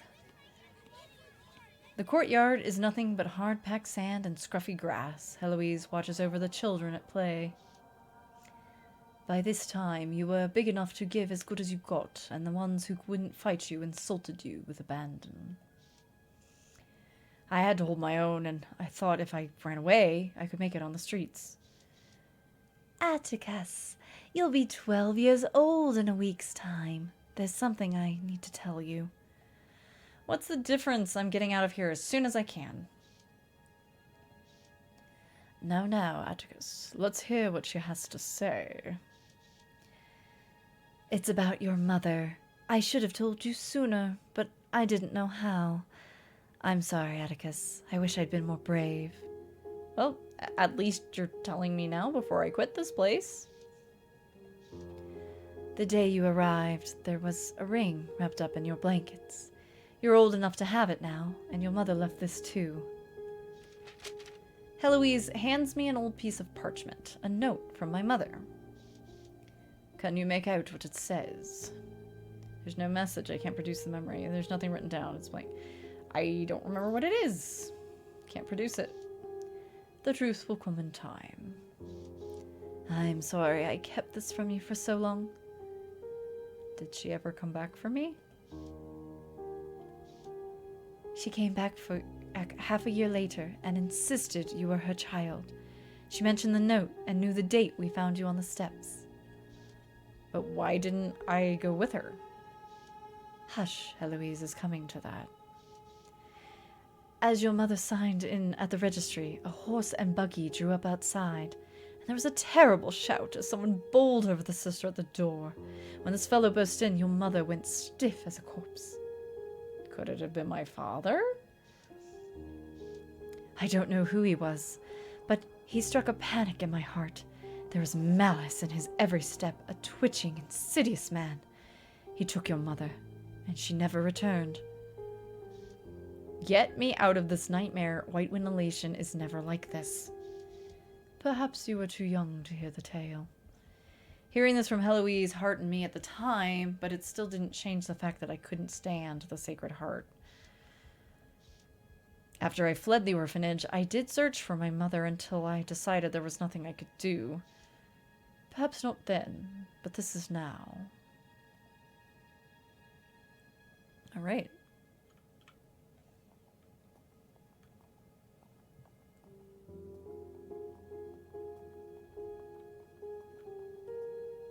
It's on the chalkboard. Are you winning? I don't know. We'll find out. The bits of colored chalk were the most sought after. It's too bad they were so often wasted on crude drawings. I see you've recovered from your latest round of fisticuffs. Anything to say for yourself? Getting stronger all the time. Sometimes it's like I go blind for a few minutes, and when I wake up I'm crying and cut up and everyone's staring at me and laughing. Yeah, that's a more interesting answer. You poor child. You've suffered long enough. It's time you learned what your bloodline is capable of. Must be another ploy to get me to stay, but I'll be 13 in a few months and then I'm running off for good. Being singled out as a Minotaur, always having insults thrown at you, it's terrible. The bright spot is you have the gift of magic, and you can develop your talent if you study the tarot. She fans out the colorful cards. They seem to buzz with an eerie electricity. Look closely at this card, the Magician. A symbol of new beginnings. One arm to the heavens, the other towards the earth. He is a conduit between the spiritual and material realms. The Magician transmutes potential energy from its ethereal state into perceptible forms. Can't say I buy it, but I'm listening. That's the spirit. Minotaurs are magical creatures. And like this magician, you are a conduit. I committed the spell to memory long ago. I'll share it with you, but only with your promise of wholehearted trust. Okay, Heloise, I know you wouldn't lead me astray. I trust you. And I trust you, Atticus, because if my superiors should learn of this, I'd never wear the habit again. Now, this is a cantrip. You must speak it over and over until it is written across your mind in bold letters. Her voice drops into a strange, low whisper. Sight from the fire, hearing from the ether, smell from the air, and taste from the water, touch down to the earth in another form. I think I understand, except for that bit about ether. Ether is the energy propelling each heartbeat, the same material in the soul and the consciousness of all blooded creatures. Those with proper training can channel ether into the earthly sphere. Therein lies the power of the cantrip, the ability to transmute energy into matter. Ether is tied to hearing, so first you must learn to listen. You must hear the winds and the wiles of the heavens. I see the night is getting on. What about the rest? We shall try to remember.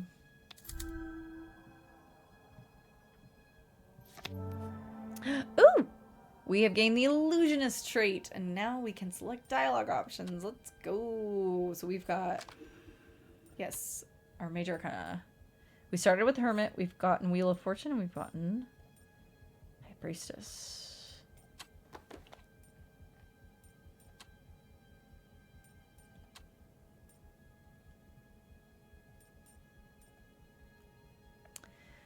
I held my hands over the tarot cards, and we sat quietly until I heard a voice like an oral mirror, as if the words were backwards. Then I felt my lips moving, and when I opened my eyes, we were breathing the words of the cantrip in unison.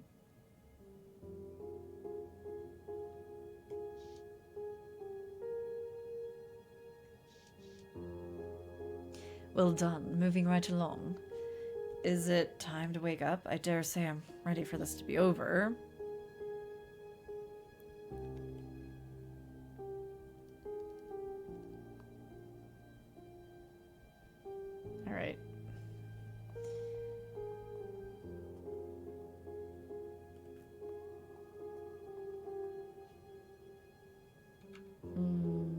teddy bear. Aww. Teddy bear. I do have the Rider-Waite deck, actually. That was my very first tarot deck. A teddy bear with a missing eye and matted mohair fur. It suffered the pitfalls of a rough life in the orphanage, just like the rest of us. Oh, I want to take it with me. Peonies! These purple darlings brighten up the dreary place, picked fresh from the schoolyard by Leo. This was my bed, right next to Snyder, and here in the footlocker I kept a few trinkets. Worthless, the lot of them. When midnight strikes, I'll be 13 years of age. Father Franco keeps the orphanage funds in the private office. That's my ticket out of here. Ooh! I don't think we'll be able to sneak, but we'll try. Hoo! Quiet as a ghost. Now I'd better make for the office where they keep the coins. I got a world. Let's go. There's enough here to get me started on my own. Pay dirt. I'll put 100 leagues between me and the Scarlet Heart.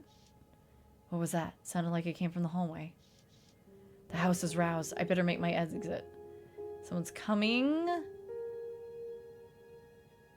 Only way out through the window. 20-foot drop from the second story, but I'd rather a twisted angle than a date with the willow snitch. Yeah. There's a voice in the corridor, then a pale shape that emerges from the shadows. Stealing this money. It hurt the Sacred Heart. We fell behind. We skipped over holidays and knitted clothes for the children. Ah, this memory has been twisted by the guilt you felt from it, taking a new shape to prevent this sort of behavior again. Who cares? It was ages ago, and I'll behave however I damn well please. I'm sorry, Heloise. I had no other choice. I needed this money. How else would I have made it on my own? I'm sorry. There's always a choice, my child. There's always a way to make it right.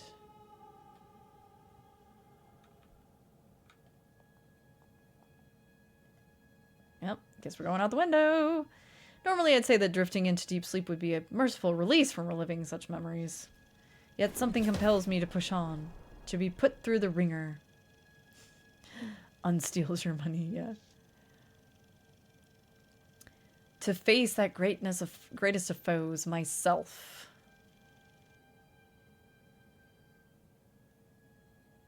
I do like the art in these little moments. Ooh, chapter 1 down. When I was young, I thought that money was the most important thing in life. Now that I am old, I know that it is. Yay, yee, yee, yee, yee. Let's go, let's go, let's go. Clara Reed. Navigate London as the sharp and savvy courtesan Clara Reed. Before new crimes and the markings of her past catch up to her and tear her life apart. Hey, Sabera, how you doing? Thank you, Sega. How goes it? Ooh. Oh, yeah, we gotta pick her archetype. Okay. Clara uses her sharp wit and tact to navigate the perils of London's upper class, but she's haunted by the choices of her past. Will she let those choices hold her back or search for a better future? Intuition. Ooh, intuition, grace, intellect. Interesting. Ooh, she's stubborn. I like that. We doing good. We doing good. We doing good. What was I gonna say? Nah.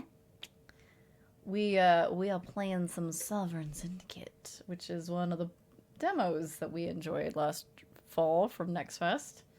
And The devs were kind enough to send me an early code, so it comes out tomorrow, and everyone should go buy it because it's incredibly reasonably priced. It's an incredibly reasonably priced indie game with lots going on. Hashtag not sponsored. just to be clear. But we've been having a good time this weekend. We've been playing Alice. We played a really bad horror game last night. Now we're playing this. Let's see. Hone her intuition from a young age. I like this. I'm all about intuition.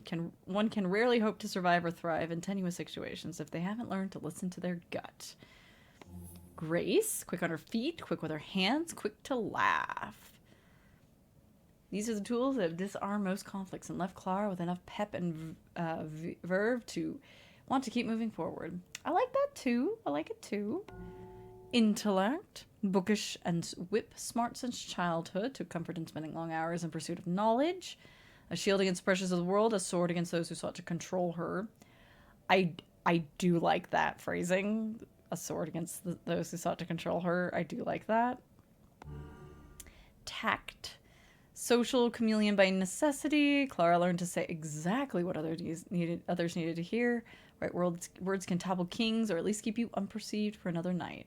I do like this phrasing, but I feel like I'd rather do grace or intuition. Yeah, let's go intuition. I'm down with intuition. I'm big on intuition in my life. Ooh. Revolutionary feats of engineering and shameless displays of wealth. A common sight in London, yet rarely does one come across that which combines technological prowess and financial abundance. Enter Silas's airship, its gilded frame and sheer size literally and figuratively casting a deep shadow over the city's slums and wealthy districts. Shafts of sunlight filter through windows that wrap around each of the airship's rooms, bathing them and their occupants in a warm glow. Pipes and polished wooden floors rumble to the spinning of the airship's propellers. You feel like you're standing within a slice of the future. Morning already? Can't stay here forever. I still have much to do before I leave London. Good thing Silas already delivered my payment.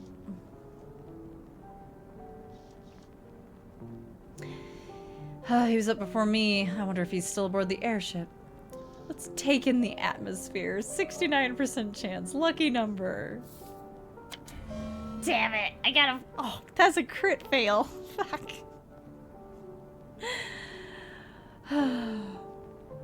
Can't be sure what he's up to, but I do hear him bustling around somewhere on board. He rarely lets me leave without ensuring our next appointment is set. My head still aches from all that whiskey he was pouring me last night. Last night was no bed of roses, but it wasn't all bad. At least once I've quit London, I won't have to entertain Silas anymore. Yeah.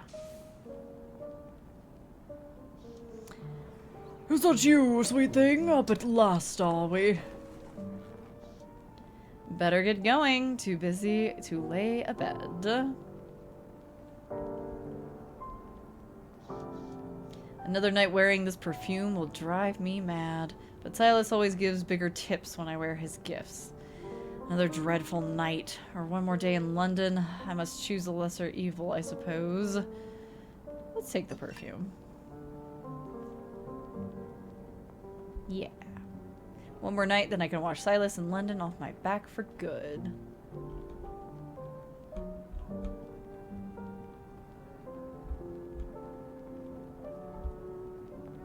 Ooh, fancy fan. Is that mine? Elaborate folding fan with a note beneath it. In prim and proper cursive it reads, "A token of my affection." And further down, a trinket of fascinating complexity and refined beauty. A fitting gift for my dear Miss Clara Reed. That's actually quite thoughtful of him. Pretty little thing, isn't it? Quite bulky for an accessory, however. Oh my gosh, we're a fan collector. Let's go. I like it. I like it. A small but carefully curated selection of wines and one bottle of good gin. Strangely distinct in a high society way. Judging by the label, Silas named this brand of gin after his wife, perhaps as an attempt to make amends. If I fancied it for myself, now's the time. The Cyclops is dead to the world. Ooh. Ooh, I wouldn't be much of a guess if I got my fingerprints all over the man's booze. Take a furtive look. Let's try. Pass the Josh. Hey, small meat. This will soothe the soul, mine or someone else's. We got some gin. Let's go. Does that mean... Ooh. I'm wondering if the characters are going to overlap at any time. Because there's 3 different characters we get to play as. I know that much.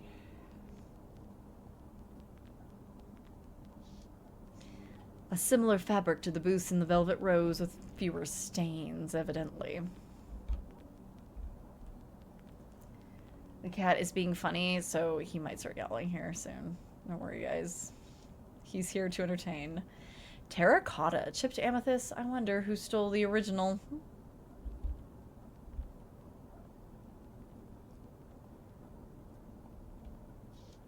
Surely crafted by a worker with meager pay. Absolute precision left unnoticed by the wealthy. Traveling trunks. The luggage set is less organized than mine back at the royal suite. Like tenor and silence akin on the outside, but with a different sort of discontent in their hearts. How's it going, Silas? Fancy a jaunt to St. James for a Finnan Hattie's? Oh, afraid not, my dove. I have a busy schedule today, and my employer, the Rose, will be quite cross with me if I'm not in soon.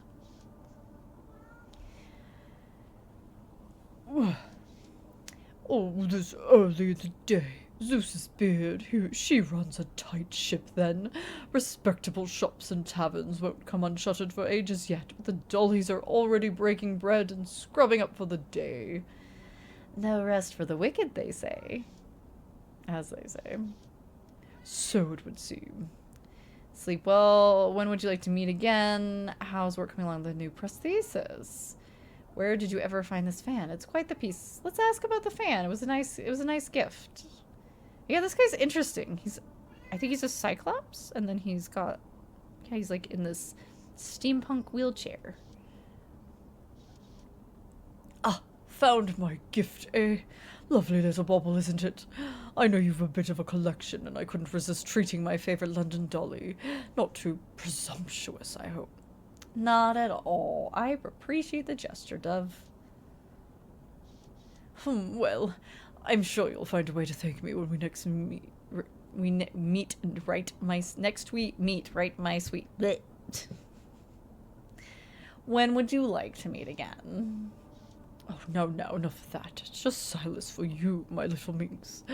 Lord brag, ha! The novelty never wears thin. I pray only that more Cyclopses may someday follow in my footsteps and earn Her Majesty's praise. For all his bluster, there are some causes he truly does care about. Oh, but to your question, I'm afraid I'll have to get in touch. Busy these coming days, and plenty of irons in the fire. But mark me, I'll send word to my sweet Miss Clara as soon as I'm free. I'll look forward to it. How's work coming along on the new prosthesis? Oh, wonderfully. Couldn't be happier with it. I can't wait for the public to see it. This will revolutionize the way work is done in our fair city. And play, for that matter, would be launching ahead of schedule at this rate, if only the blasted foreman could do his job. Trouble on the production line? Oh, and then some. One factory in particular. They're asking for higher wages, less hours. You know how it is, my sweet. Nothing I haven't said. At length.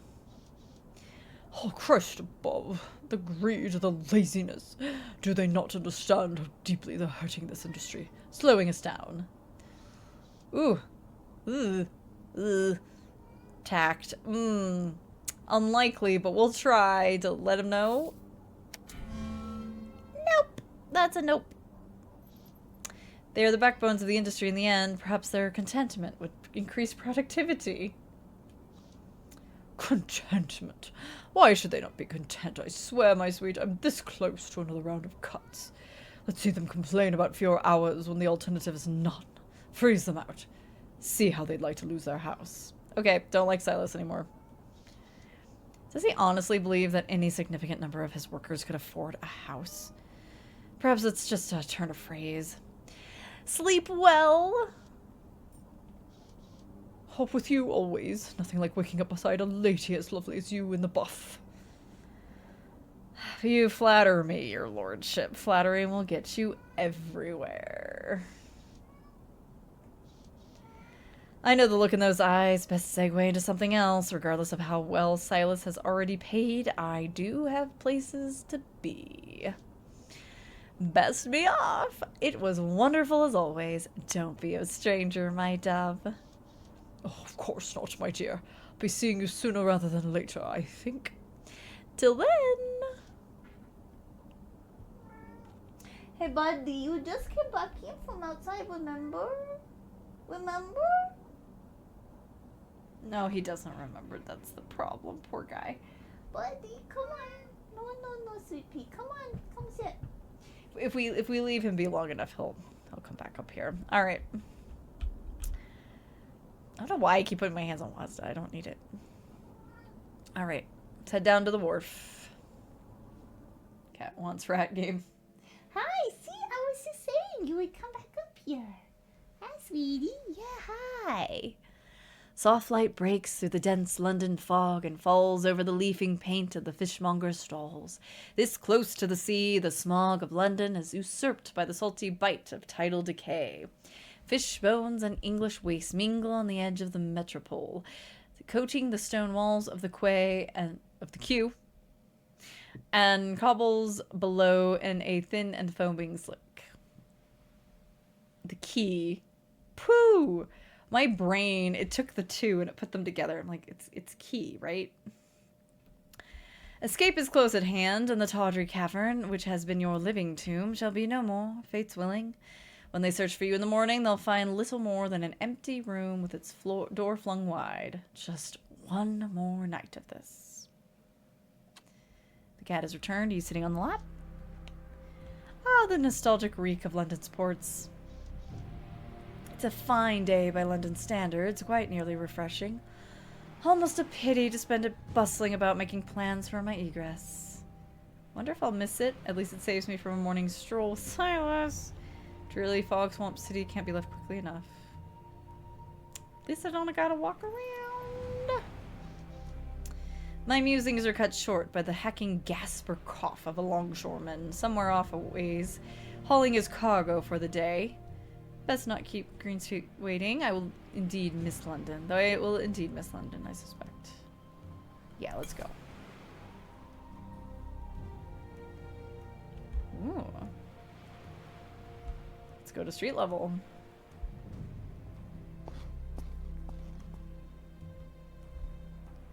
Woohoo! There's so much stuff. There's a ransacked nest. A raven's nest abandoned, no, ransacked. Likely by a rogue automaton pigeon while the nest's inhabitants were away. How's it going? This centaur doghound has clearly been through it. She must have a rap sheet a mile long. That is one of Molly's better qualities. She protects her flock from the law. All right there. I'm Clara Reed, an associate of Molly's. Huh. I've never seen you before, and I'm usually good at spotting those who stand out. Any road I'm Helena Bailey. Wow, she looks intense. And what you might call a private contractor now. Molly and I used to run together in the old days. It's been some time since we parted ways. Yeah, you and half the crooked women in London. What with the bullfrogs? That don't impress me. Why don't you go bother someone else? I've got stuff to do. Gears and cogs. Yeah, let's collect. Get 'em. Ooh, docking rope. Can I take it? Sturdy wire rope for keeping boats moored to piers. Okay. What's up, fisherman? Oh, hard one's proverbial sails to catch wind in the city. A sea dog like me is perpetually adrift. A maritime mixing of metaphors enough to make me seasick. As for a cigarette, all the more reason to seek your fortunes elsewhere. Good luck. Dire straits, particularly for the poor. Let's hope our future holds promise for us all. Oh, that took my hope away. I thought that would give me hope. Ooh, ferry schedule. There's a ferry? Let's go. Here's where the steam ferry leaves from. No one around at the moment, only my reflection in the drab river to keep me company. Thank you, Jack. I figure, like my future, is soft and wavering. It fails to settle into a certain shape. Oh, that's very poetic. Always let them sink they'll never resurface. It was easy taking aboard that ferry. There's documents to print and loose ends to tie up. Let's be poetic. Alright. Let me also get a sip while we were walking here.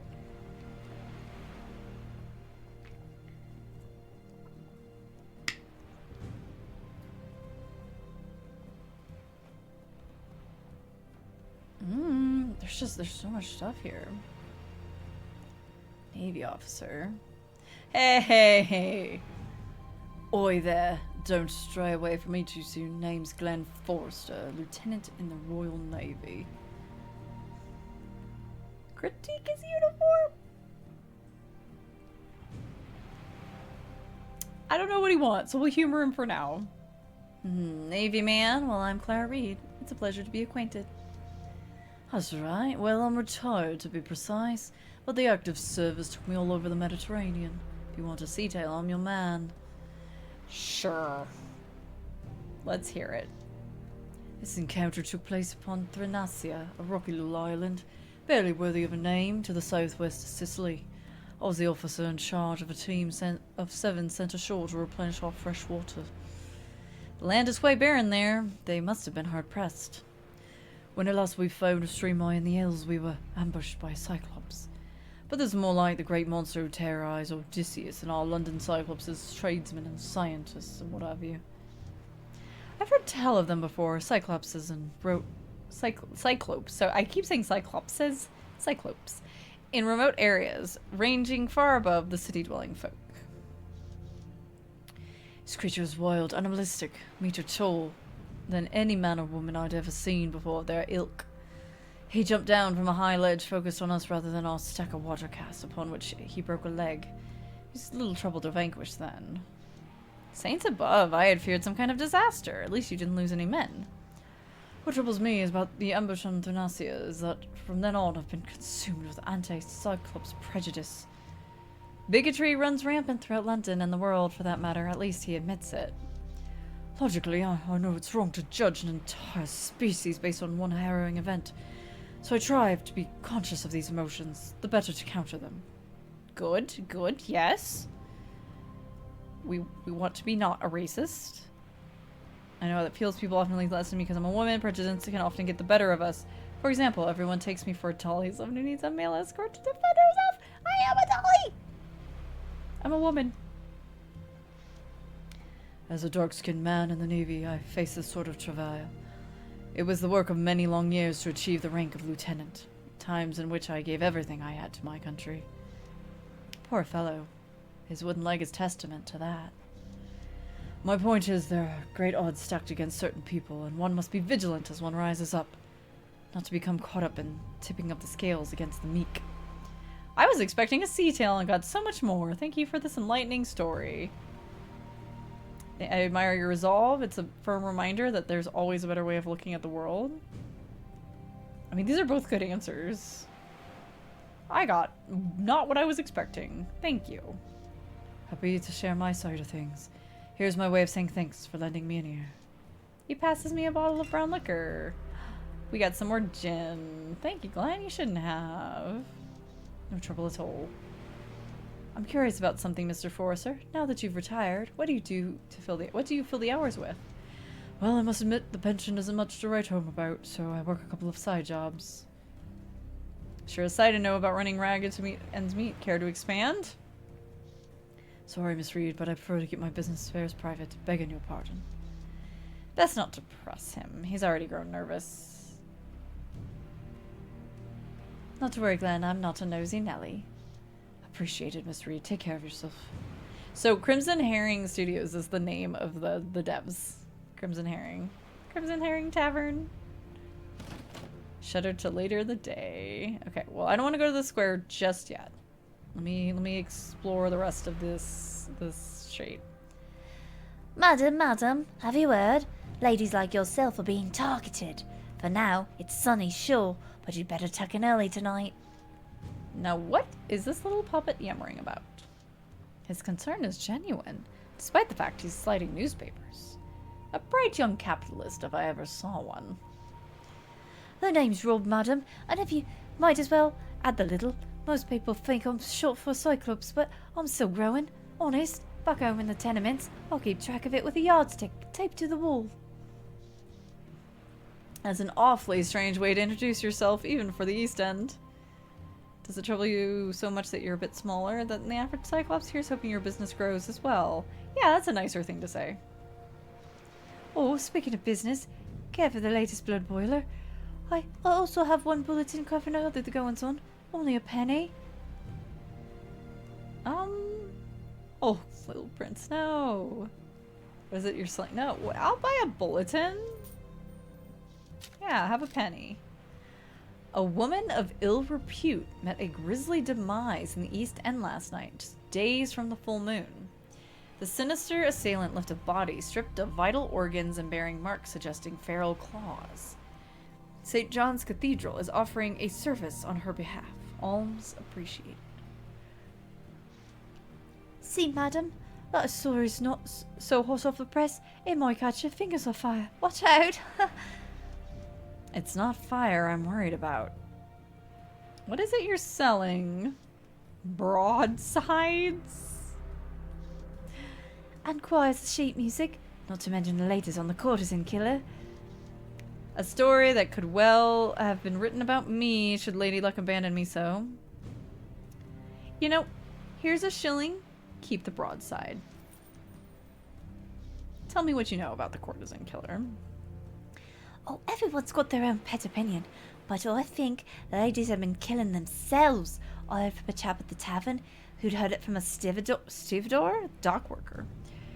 That people have been having these fits where they tear themselves apart. Looks just like they were chopped up, like, with a hatchet. I think I'll reserve my judgment on that theory. I suppose any theory is better than what the coppers have presented, which is bluntly nothing. Perhaps I'll ask around at the Rose if I have time. Let's go. Oh, thanks, madam. Seems like your ankle on the docks quite... It'd seem you ankle on the docks quite often. Might you know something about that fellow outside the tavern? I like to call him Little Duck. Glenn, do you mean? Buys my loose cigarettes, but never papers. Have you any idea what he does for a living, other than being out here? Oh, well, good madam, he's an ambulance driver. Does a bit of work with Mr. Gray, if I'm not mistaken. Hey, Gray. Gordon Gray, that is. Gordon Gray, keeper of the apothecary over in Source Square. Oh, but the old sailor's cagey about his jobs. I don't advise you ask him in direct like, I might shut his yapper old barnacle that he is. I'd better be going now, little duck. Watch out for hobnails and don't work too hard, or the shoes will be worn down come winter. Alright, let's see. What is this crane doing over here? And why can I interact with it? Judging by the rust on its finish, that crane hasn't seen use for some time. Doggy! Can we pet the doggy? No, doesn't sound like it. That's a blue merle collie. Strange seeing a purebred without a collar. Looks like he's been in a few brawls at that. Needs a proper meal if you ask me. Sorry, little one. If I find something to feed you, I'll come back. Feed the dog? Let's go. I like that his name changes from Newsboy to Little Rob. Oh, the recruit. I missed the poster. I want to read the poster. Side quest, pet the dog. Throw off the yoke of the despotic gang bosses and join the Dockhounds. Big money and lifetime loyalty awaits. £10 signing bonus. Ooh. Little Rob. At the bottom of the smaller print, must be able to lift a grain sack equal roughly to a young dwarf. How specific. What's that?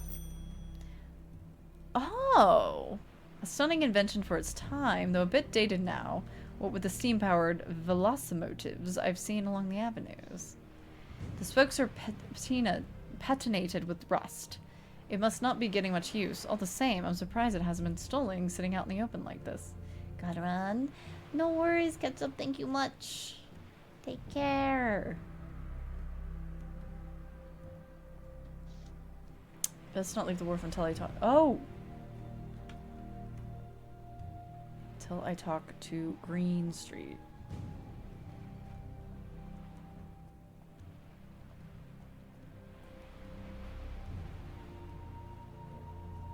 Ah, there's more over here. Slag pile. Coattailings from the warehouse, no doubt. Steam requires coal, but the byproducts, gypsum, slag, and fly ash, can be reused. Abrasive, cement, roofing materials, just to name a few. Who knows how long this will sit here before anyone repurposes it. I would assume it was piled by one of the trash processing automatons employed by Arsenal. So we've got a wharf engineer. Oh, some gears and cogs. Let's grab those really quick. Gather them. Finders keepers. Let's talk to the engineer. Let's see what's up. He's got his little automaton here. A studious man turns away from his workbench where the innards of an open watch face glint in the sun. He momentarily loses focus, and a steel spring twangs in my direction. Dodge it. Dodge it. Let's go. We did it. I cock my head at the last moment. The errant spring zips past my ear, and the man snatches it out of the air with shocking alacrity. Not terribly unlike dodging the affections of some lump-struck fool. Poetry can be much more painful when it connects. Oh, you blazing mechanical foozler. I didn't see you there, miss. He shifts his demeanor with a practiced smile. What a clean lady. Here at Arsenal Warehouse number 3, we take pride in cleanliness. Pardon me, miss, for the temporary mishandling. Whom do I have the pleasure of meeting on this fine day? Tact or intellect? Don't worry about it. I'm Clara. Who are you? Dante Ziegler, at your service. What brings you to the wharf? Oh, not butchery? Just passing by, I thought I would stop a moment to see what you were working on. Oh, well, I beg your pardon again, Miss Clara, but I'm a bit busy at the moment. Busy waiting, that is, for my illustrious employer to finally arrive and give the orders of the day. That'll be Lord Braxton at Arsenal. Lord Braxton wears... Oh, Lord Braxton wears wonderfully clean suits. That means he is a good man. The man can be an absolute tyrant to his employees whilst managing to completely ignore them at times. Makes me wonder why he's up to in his private life, but I'm not one to pry. Doesn't seem like this man knows about my vocation. I'm not going to tell him about that. I've heard there's some remarkable goings-on at Arsenal. Oh, like you wouldn't believe. Lord Braxton has his fingers in all kinds of pots. High, low, everywhere in between. What sort of things has he been involved in? Oh. No, I want to ask about the automaton first. Oh, the kind that gives me a headache. I am a designed trash retrieval and processing unit. It's one of several that roam around the warehouse, bumping into walls every couple of minutes before correcting course onto another wall. For some reason it thinks it should stand here and bother me. Mr. Ziegler produces a large amount of garbage. His suit is not clean. And what is your opinion of Mr. Ziegler? Upstanding moral character is correlated with cleanliness. Hey, Trap. I think I see a mess in the water over there. Right off the edge of the dock. What is Lord Braxton up to in high society? Don't tell anyone I said so. But the industrialists are the real power in this country, and the Parliament merely their mouthpieces. Despite that, it would seem that ruling from the shadows isn't enough for these blokes. I've heard the Arsenal has some sort of endgame scenario in the works. So Silas is scheming to change things. I wouldn't call that news, but the way this fellow says endgame makes me a bit nervous. What is he doing mixing with the lowborn? That's beggar's belief. I doubt a fine lady such as yourself would have seen such things, but certain undesirable elements have been seen traipsing around with mechanical augmentations. Some say they bear the arsenal's maker's mark. Scandalous. Molly and the Dockhounds in bed with Silas? I guess I'm not the only one. By the way, do you want this cog I just found? Sharp eyes on you indeed. Yeah. Gimme that monies. Here you go, kind fellow. Appreciate it. Certainly sounds like Lord Braxton has been keeping busy. Oh, busy right. It's been a pleasure, Miss Clara, but I'm afraid I need to get back to my project. Good day. And they say women are gossips? I can't imagine what this man would reveal after a few drinks. Loose lips sink airships. Alright, I guess let's talk to Green Street. We are supposed to do that after all. There is Green Street, a Canadian smuggler who endures the brutality of nature and the unforgiving ocean in the name of profit. A pity to have to turn to him for passage across the pond, but my options are rather limited. Miss Reed. Mr. Green Street. Oh, hang on, let's do a really bad Canadian accent. Satiate my curiosity for a moment, eh? Why do you need me, eh? When you have such prestigious bedfellows as Lord Braxton. I can't do Canadian. I can't do Canadian. I'm really bad at it. I can't do it. All I can do is a and a boot. Sorry. Your curiosity will be left wanting, I'm afraid. One learns it's foolish to ask a favor. Goodness, undermining your competence before my money is even in your hands? I'm just not gonna tell you, bruh. Oh, very willy. I rescind my question. I only ask because a man of his stature could assist with this predicament. Predicament? Oh, due to the recent import of shortage of rubber gum from the Congo, the peelers have been engaging in more thorough dock inspections to keep the demand from reaching an underground market, eh?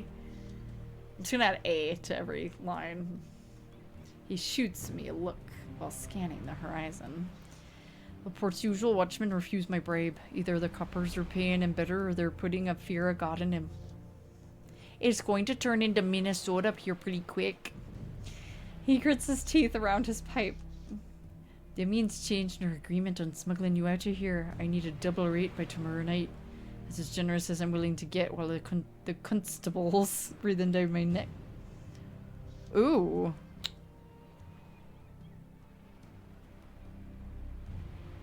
I want to try. Let's go. I'm the wrong woman to put a swindle on Green Street.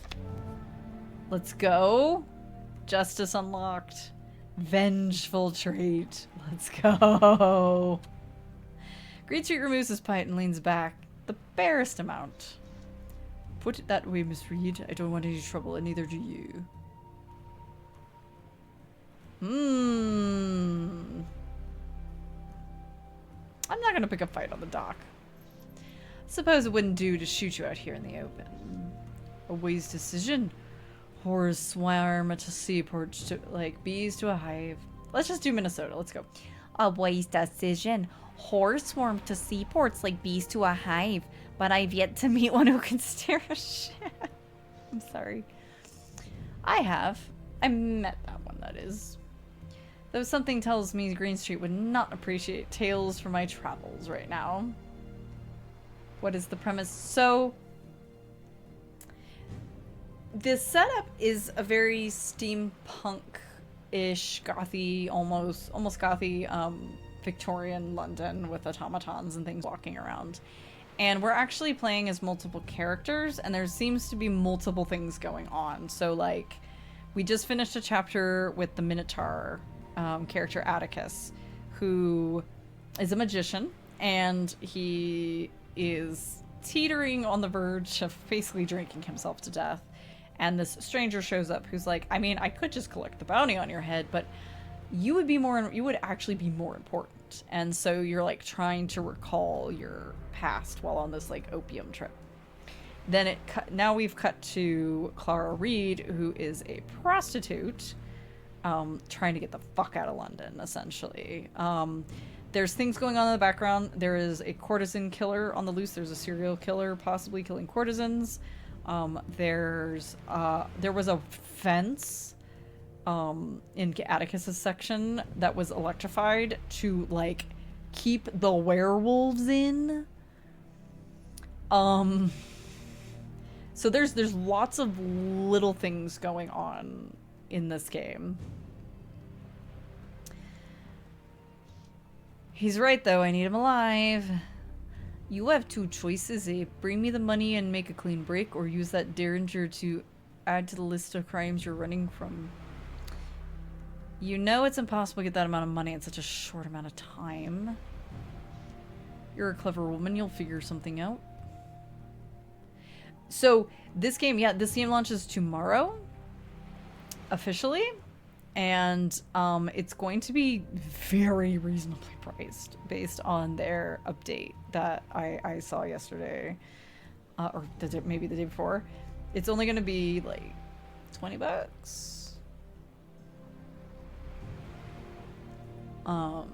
Very reasonably priced indie title.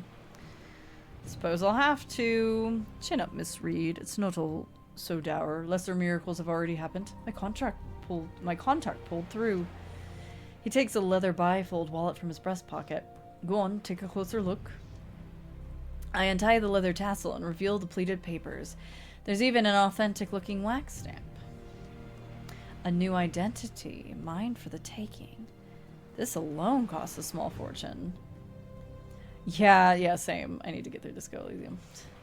Your tale is you've come to the Dominion of Canada to claim inheritance from your great uncle who served as a soldier under Napoleon. That is a neat story. With the coup going on in France, any attempts to verify my familial origins would be a nightmare. I will be taking that back for now. You sure they won't be able to tell it's forged? How am I meant to measure its legitimacy if you won't let me look? Suppose you'll have to take my word. Greenstreet tucks the documents into his breast pocket. If I'm not here on the docks, then you'll find me at the tavern. Gather up the capital and we'll be ready to leave off come dawn. Well, that could have gone better. Now what am I to do? Caught between a rock and a hard place. I turned to Greenstreet because I didn't want to rely on anyone else, but now it seems I have no choice. Fine, who can I ask? I've met many people during my time in London. Who's Tessica? Tessica Lincoln, dear friend. One of the only things about London I'll miss. It would break my heart to tell her I'm leaving. Best to keep her far away from the skullduggery. Who's Clem? Ooh, Clementine. Bartender. Best not tell her I'm leaving. No, but she's good for the gossip. Might be she has a lead on some tin-making opportunities. Worth a shot. Dolores? Runs the laundry in the Red Lantern district. Finest fence in London. We've done business before. She's always treated me right. Might be time to pay her a visit then. Molly? Leader of the Dockhounds. I ran with her in our bullfrog days. And she was the one who put an end to those days. Far too dangerous to approach unless you've got a death wish. One of the main reasons I'm leaving London behind in the first place. I like I gained hope and I lost hope. That's enough to be getting on with, I think. Alright, now it should let me go to Source Square.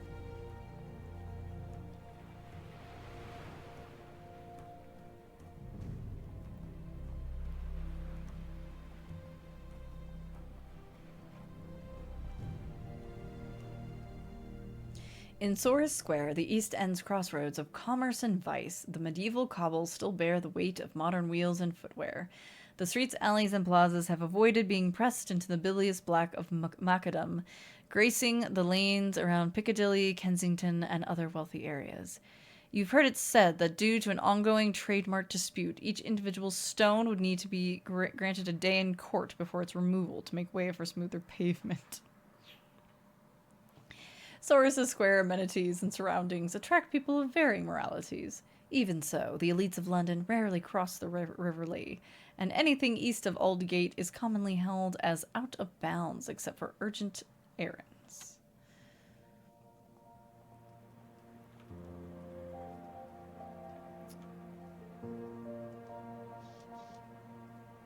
Zippies! Ah, the dance of the flames in the open air recalls my travels with the Romani, where every morning brought fresh air and new vistas, and when our luck ran low, we simply shared what we had instead of squabbling over money.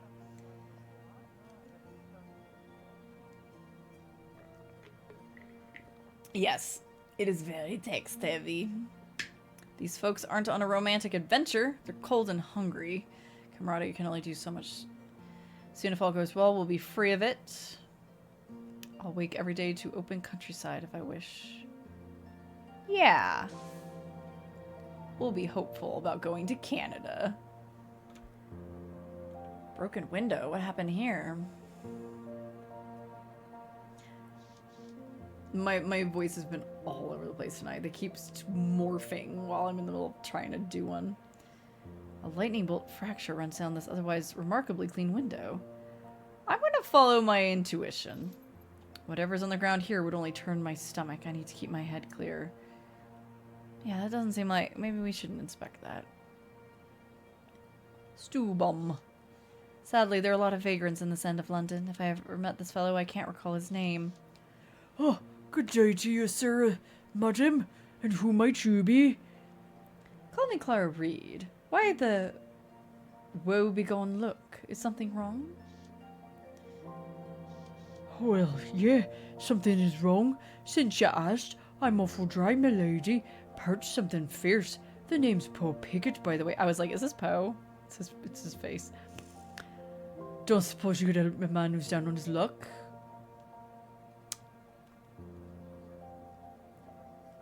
I'll give you half a shilling. I understand what it's like to be at the end of your rope. Here you are, Mr. Pickett. Oh, bless you. Bless you, mum. Beds for vagrants. Oh. London's solution to vagrants is sleeping on the sidewalk. Does this hide the issue or simply cause people to equate vagrants with corpses? Ooh, more gears and cogs. Let's go. Let's go. Gather 'em.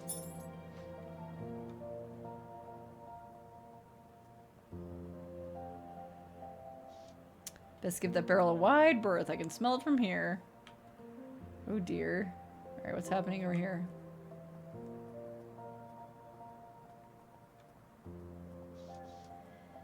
Gavin Dawson.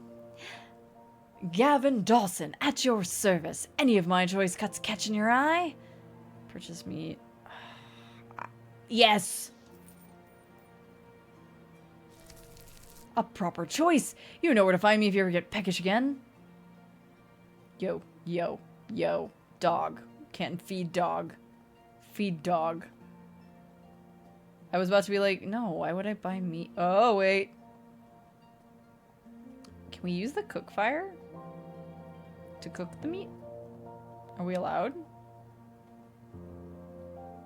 Oh, no, we can't interact with it again. Alright, well, let's go back to the wharf and give the doggy some meat.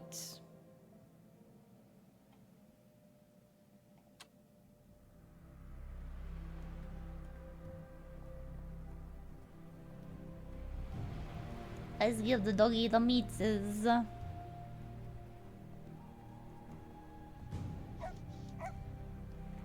How about this meat? Look at him wolf it down. Hope he won't forget this kindness.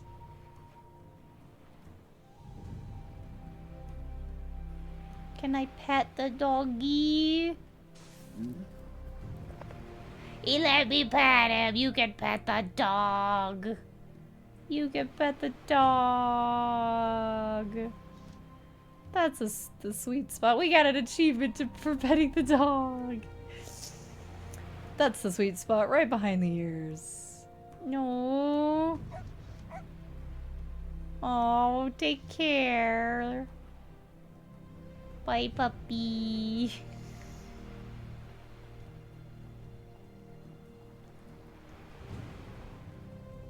Yay.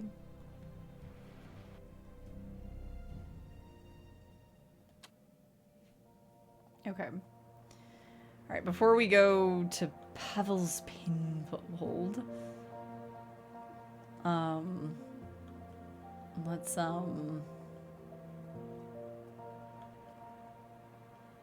out of 10 game of the year. Hell yeah. It's a big area.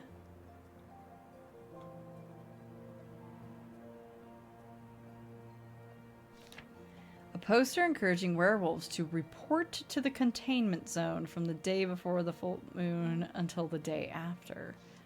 Ah, I see. So we only have them in containment when they are morphing. Okay. The poster might as well say, London will be safer if werewolves know their place.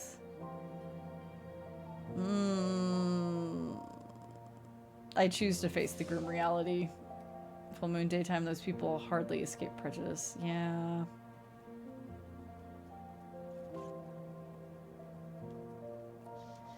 Ooh, questermonger. Fine fruits and vegetables from Gulliver Dawson up for sale. Can I help the lady find something in particular? I don't know if I need fruit, but it's cheap. Eye-catching fare indeed. I wonder if it tastes just as great. Oh, this one's suitably ripe, so I'd wager so. There's a kitty.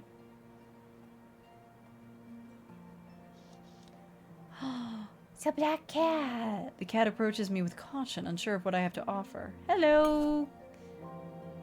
Oh, feed the cat. Hey there, little Tom. Have a name, I wonder? My stomach grumbles. I wonder if the noodle stand in Red Lantern is still open. I think I'll call you Bacon. Are you hungry too, Bacon? I'm gonna look at the produce cart, and then we're totally gonna buy more meat for the cat. Having so much produce out in the open is bound to attract thieves. Unending vigilance must be draining on shopkeepers.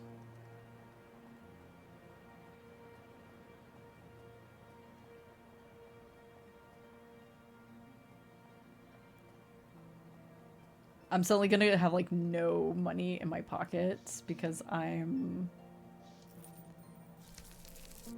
spending all this time feeding animals. It's worth it. It's worth it. Bacon.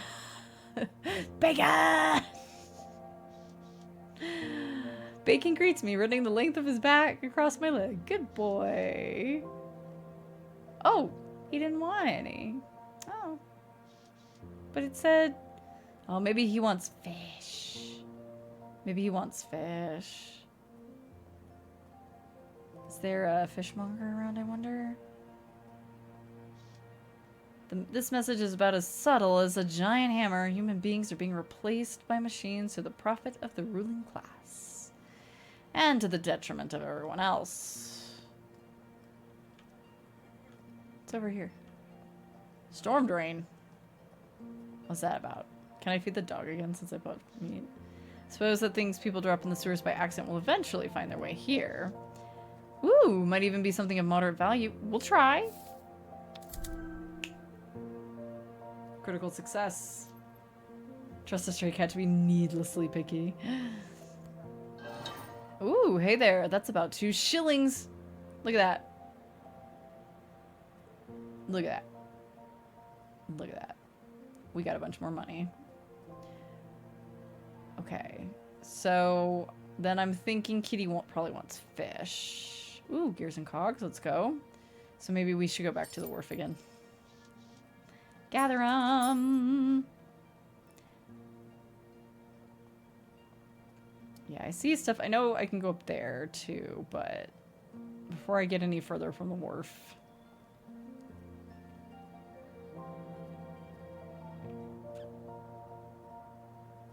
Find something the cat will eat.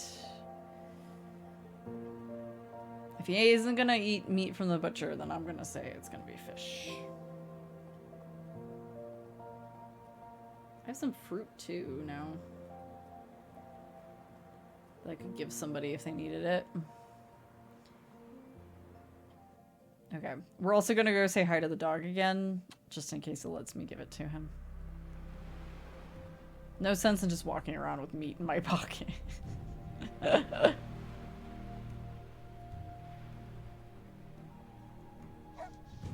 Oh, no.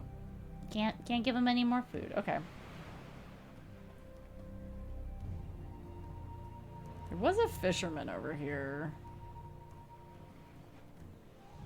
Wonder if I could... Did I, like, miss,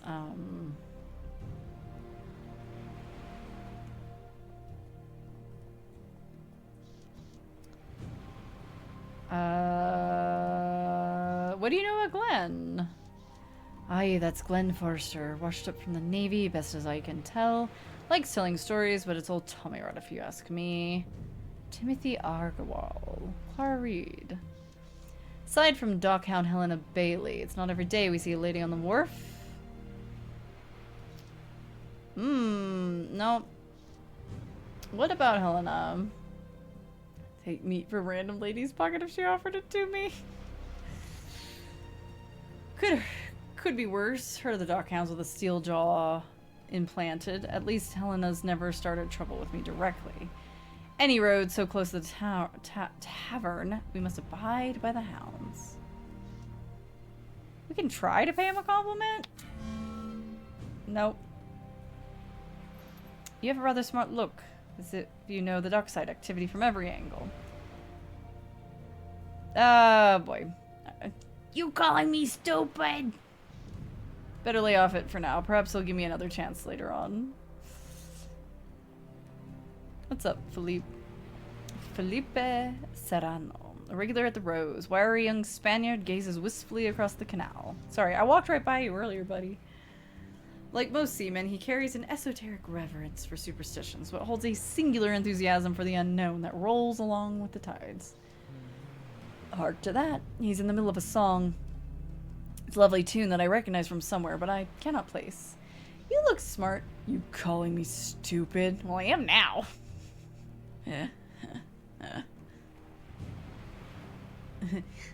Trust the pocket meat. Señorita Clara, buenos días. Igualmente, mi amigo. Spanish for same to you. Igualmente. My apologies, Clara. Estuve en las nubes. I can't talk tonight. Now you're making me say Spanish.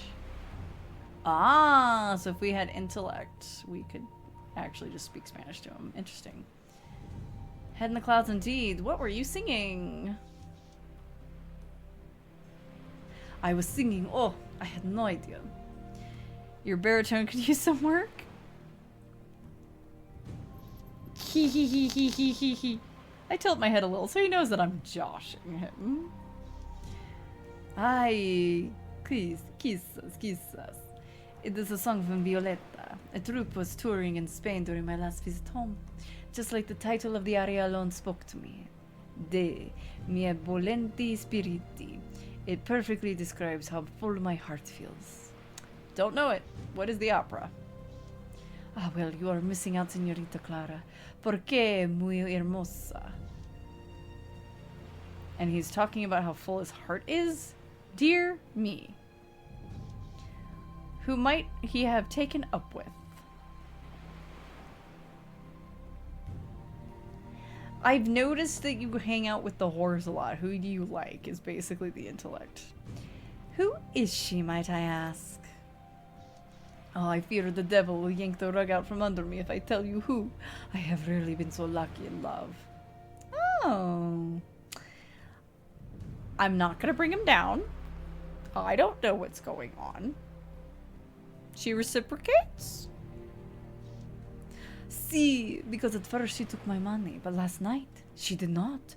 She pressed it back into my palm and kissed me. Esto es peligroso para ella. But this is the way it is so often in love, isn't it, Clara? Ay, Dios mío. When I was walking home, I felt as if... The fisherman's words fade as I grapple with what he's revealed. In this line of work, there's a rule that reigns supreme. You always accept payment. Even if her actions are sincere, she has reaped a disservice on all of us. Tip a penniless cobbler, and their payment should be mending your worn shoes. The price of our company is also our protection, what little we have. When word gets out that a client has become an exception, every Tom, Dick, and Harry assumes they'll be the next one. And so, I'd like you to have a Pollock on the house. There we go. That's how we get our fish. I was like, is that a fish? That's a fish. I quashed my inner monologue as he ends his. I haven't the faintest idea why he's offering me this fish. Did I truly drift off for that long? Ah, gracias. Can you believe this has all come up in the Thames this morning? And the new steamships are such a wonder. He points towards a near-bursting net wiggling with fish. My heart is filled to abundance, and now my net is too. It has to be a sign. Well, that's lovely, Philippe, but you said it yourself. The girl may be in danger because of this. Who is she? Lo siento, señorita Clara. Let the Pollock double as an apology as well. Every seaman here will tell you the fates are fickle, and I cannot tempt them by telling you her name. Not until I have her answer to a very precious question. Precious, huh? He's planning to propose? Well, as they say, only fools rush in. Overcome with passion as you are, I imagine you'll ask her tonight? Ah, he presses his lips in an anxious smile. By the saints, this is a doomed romance if I've ever seen one. Oh, the fisherman's bride. Well, we got a fish. We got a fish for our kitty. We should have gotten it before, but I just somehow completely walked past him earlier, even though I was doing this.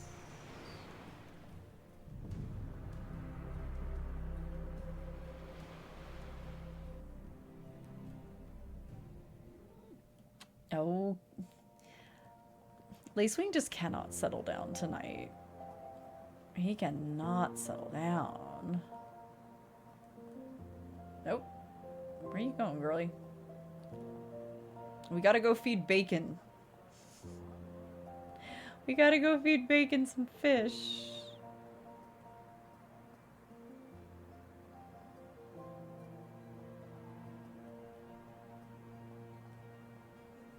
Bacon, bacon, bacon. Yeah, buddy, what's up? What's up, sweet pea? I walked right past Bacon because I was distracted by my own cat. Good boy. Offer Bacon a fresh fish. Only the best for the finest cat in Sora Square. Bacon eats the fish unhurriedly, clearly enjoying his meal. Pet Bacon. Who's a happy cat? Is it you, Bacon? Bacon takes the pollock in his mouth and sets it down behind him, then sits next to his prize and stares at me. Your services are no longer required at this time, servant. You are dismissed.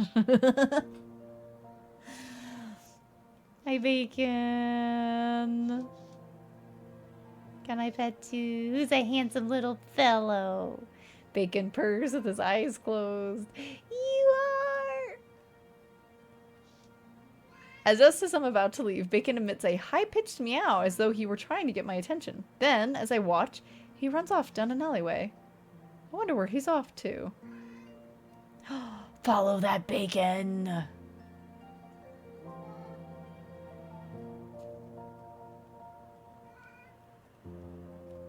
Bacon! Where'd you go? Are you this way? Or are you back the other way? I don't know. I want to look at this motor car anyway. Not the safest car out there. Looks like the whole thing will fall apart the second it moves. Yeah, I know, buddy. There's a cat in the game. There's a cat in the game.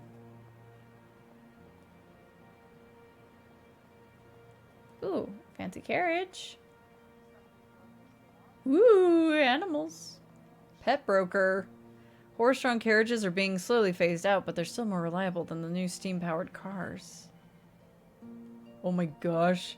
This man is riding around on an ostrich. Exotic pets, huh? Salutations, Sir Willard Rathbone at your service. Have any of my fine specimens caught the fair lady's attention, or was it simply my friend Dulcimer? Ah yes, the illustrious pet broker, somehow still entertaining the notion that he's been knighted. The monkey on his shoulder is handsome, at least. No title for Dulcimer yet? Oh, alas, Her Majesty has yet to recognize him with honors, but the day will come. The monkey would wear a knighthood better than some I have known. Comment on the ostrich. My, that is a fine ostrich you're riding. Does it have a name? This here is Wallace. Just let him smell you first. He'll be your loyal confidant. Offer our hand? Merely to sniff, not in matrimony. Squawk. He's having a bad day. Never mind him. I'm sure you'll be fast friends before long. Ask about his business. Oh, I thought I would get another chance to give him the meat. Caring for such exotic animals must be a difficult business. Is it profitable? Oh, I prefer not to think about the profitability. I can't talk. Profitability? One must do what one loves, not worry about such petty things as money. What a polite way to say that one is out of touch. Take the children begging on the street. I wouldn't take them anywhere but go on. I'm afraid I must take myself out of this conversation before I learn more of what you think of the beggars.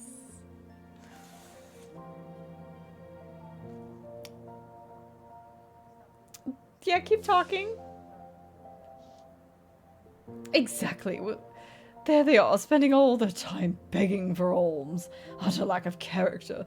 Imagine if they simply adjusted their perspectives. Truly, every orphan could be a successful capitalist if only they tried harder. You don't see me moping about asking for donations simply because the price of food is twice what it was last year. Chin up, I say, lease a few hectares of your family's farmland and seize the day. Tally-ho! If nothing else, this man has quite admirable optimism. Apparently, he's entirely taken with his vision of children living their dreams off the profits of leasing their lands as he wipes a tear from his eye and waves me away with a handkerchief. Pardon me, miss, I need a moment. I want to talk to the ostrich again. Yeah, I want to offer him some raw meat. Here, boy. Chirp scree. Good lord, he devoured it before I could blink. Oh, you've discovered his favorite. I'm sure the two of you will be thick as thieves now. Yeah, I want to be friends with the ostrich. Average capitalist mindset. Kinda. I would say yes. Such calm creatures. Either the broker tamed them well, or they swiftly got used to being stared at by onlookers. Cabriolet? This design prioritizes the comfort of its passengers, a welcome change from previous iterations. I don't actually know where Madame Zora is. The Palladium. Should I go back? Ooh, gears and cogs. Oh yeah, well I was at the wharf. I meant to actually sell the gears and cogs I picked up. Well, let's get some more.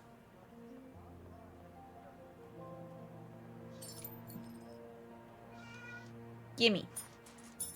What's up, buddy? Ooh, what's over here? Ooh, Can look at the leaves.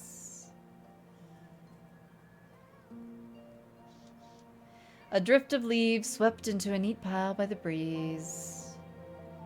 Passing of seasons means change and a small measure of comfort. Newspaper. Ooh. Bunch of stuff. Ooh, and more gears and cogs. The hard-boiled scoop on the courtesan killer. Read on for the gory details. This story will boil your blood. This rag passes for news these days, yet I really can't find it within myself to be shocked. These papers are only interested in which sells copies. The upper crust will give us a wide berth with news like this in vogue. save for those whose reputation is already beyond the pale. Makes the lady appreciate the likes of Cunningham despite the drawbacks, and happier still to see the back of this town soon enough. Although I haven't much time yet in this fair city, I'll keep looking into this mystery while I can. Give me these. Yeah. Gimme. Yeah, what's up, buddy? What's going on? Yeah, hi. Say hello to everybody. Oh, he says, oh. I remember this place. Excellent curry. It's a shame they closed. Ooh, there's more stuff. The cafe's abandoned. Parasol. Nice to think London at least occasionally gets some sunshine to break the gloom. I'm doing that for the hope. I've lost so much hope so far. Wreckage of a wooden chair. Just about any old piece of furniture can be rehabilitated with little care. It is a shame to see fine things treated so poorly while so many go without. But we could rehab it. Smelly crate. Let's have a look at the smelly crate.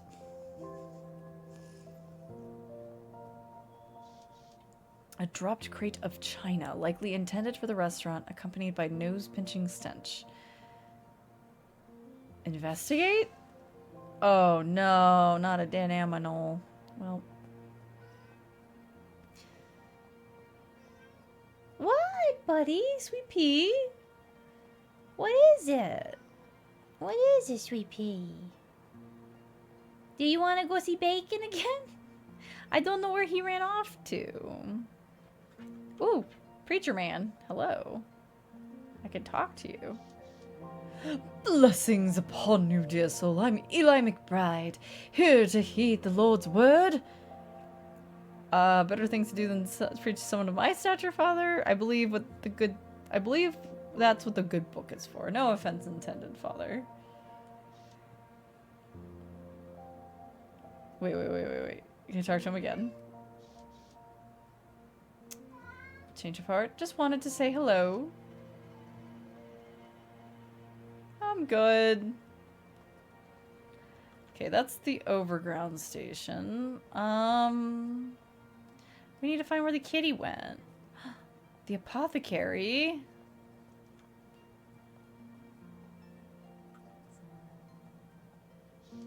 Exposed to the elements, the upholstery shows its age. Ugh. I wonder what it'd be like living a normal life behind an ordinary window. It's hard to imagine. We can go into the apothecary.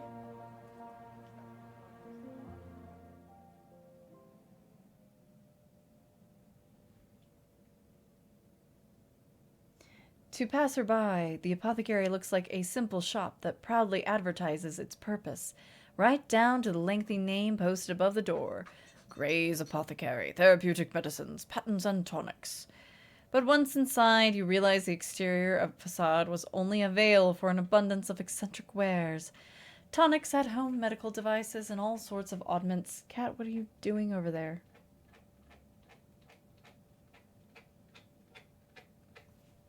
Hang on. Give me a second. He's doing something weird. What are you doing? Buddy, what are you doing?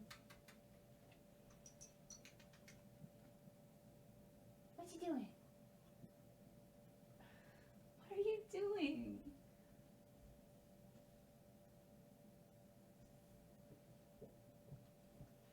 Oh. Oh no.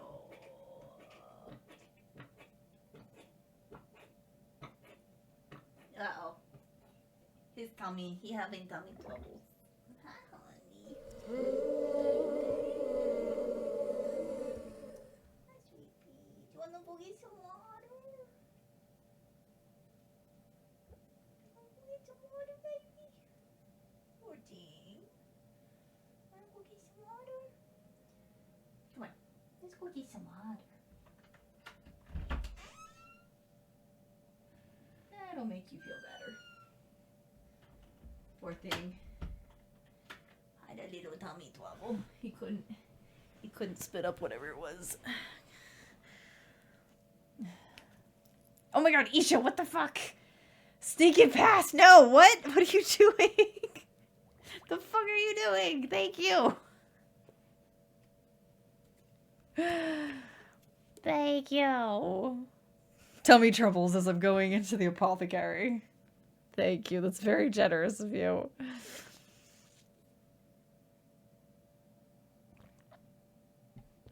Oh, get my sippies on. The sight of so many concoctions and apparatuses is enough to make one afraid of walking for fear of breaking anything and paying for the resulting damage. Since the cave-dwelling cyclopes evolved to see well in the dark, you'd best not hide any indiscretion from the proprietor. Goodness. These roots are at the least unnerving thing present in this room. I like how you guys are like, I'm just gonna sneak it past. Not even gonna notice. Don't worry about it, guys. Wonder if they're natural or if Gordon is feeding them something unique. Ha! Glowing bottles. Quite the eye catcher. I wonder how well they sell. More drawers than one would find in an aristocrat's bedroom vanity or behind a hotel's front desk.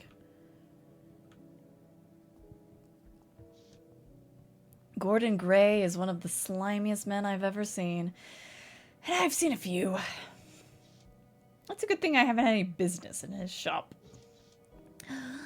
Good morning, miss. Is there something I can get for you? Not at the moment, thanks.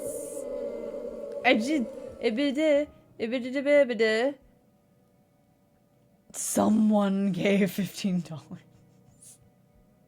Someone. Thank you, someone. Very kind. Kitty goes further and further towards it. Gosh. Wow, wait, we're halfway to the goal already? What? What? What? Thanks, someone. Do I truly want to subject myself to reading such a downer?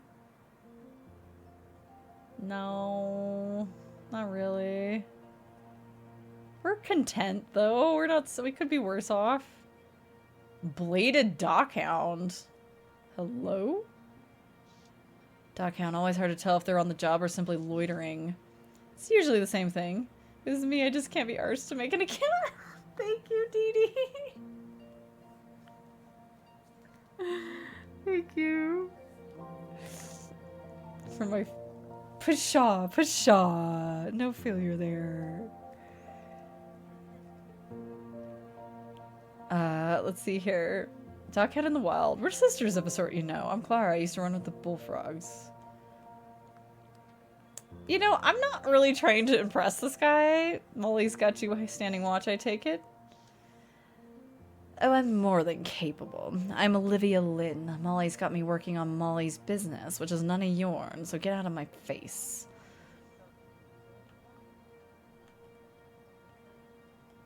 Can we keep going this way? No, we are not allowed. Alright. I know there was like a marble statue and stuff back there, but I want to go find this cat. Where did this cat go? Dee Dee the someone. Someone the vamp. Ooh, more gears and cogs.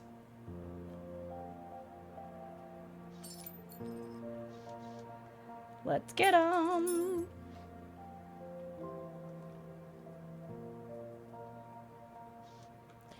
To settle down or to live a vagabond's life post-crossing. Let's see how my feelings evolve throughout my transatlantic journey.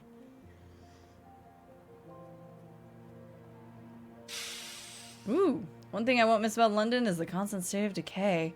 How much steam is wasted just from this leaky little pipe, and how long before someone notices. Let's go in Nandy's shop. Like stepping into a forest. She prides herself on strictly natural remedies, so it's no wonder that the air feels suffused with a sort of wildness.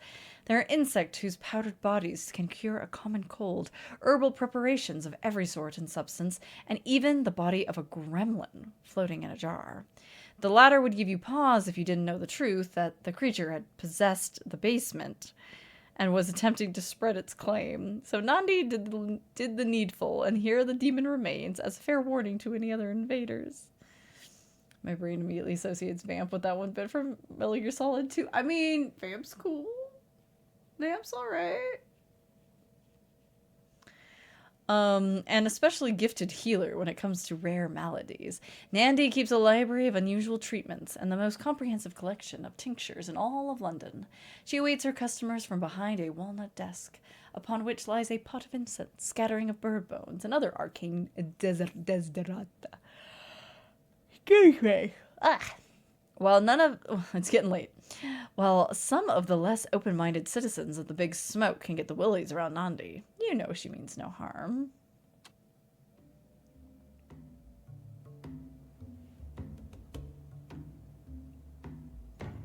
Book collection, spine after spine of herbal medicine.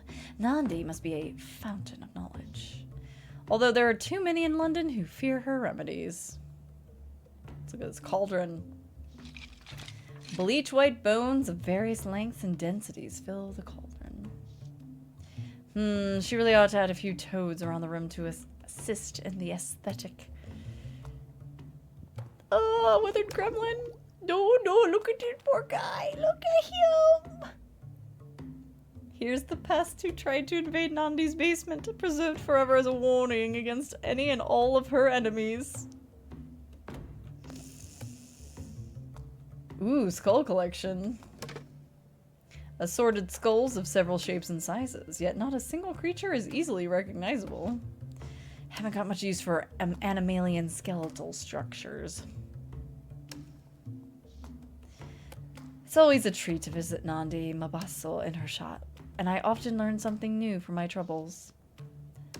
Sabubona, Clara. Is there something you need in my humble shop? Oh, it's Zulu. Ask about the tree. This tree has more benefits than only being captivating, doesn't it? Very perceptive of you. It has some beneficial properties indeed. Its strong roots produce a toxin utilized in many of my recipes, and so do its leaves. Besides, it saves me many an expedition to the forest. Time is money, and as a person in your line of work should know. It was good to see you, Nandi. Salakale Mfazi. Chibosa language. Neat! The steps are intertwined with the twisting form of the trunk. Must lead to her private quarters.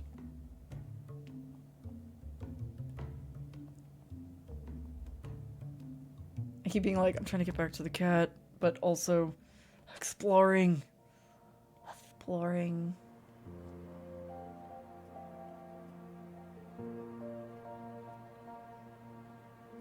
What's this way? Anything? I believe this path will take me to the fashion district, like I desperately need to spruce my appearance up. Not just looks that make or break a person, character matters. People will assume that I'm looking for revealing clothes. Yeah. Don't worry about it. We're not gonna go that way then.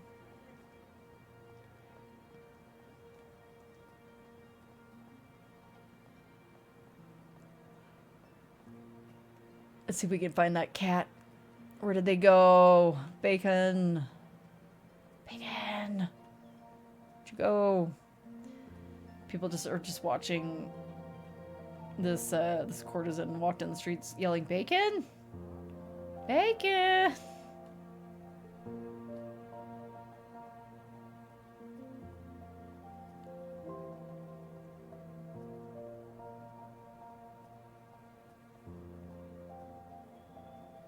Well, I don't see bacon, so maybe we need to go to Pavel's Pinfold?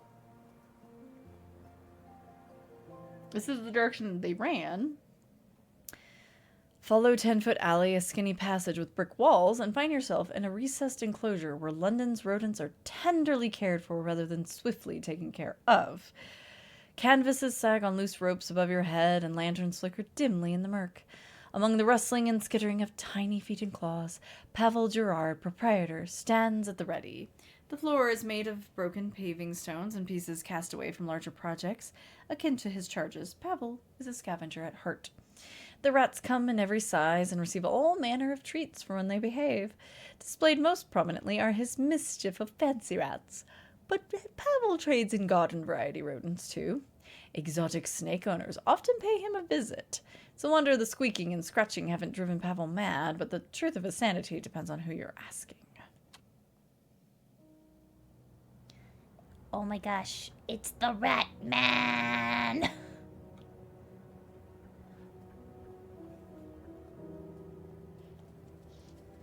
I should hope there's enough food for all of them, otherwise they'll be eating each other. They'll start eating each other.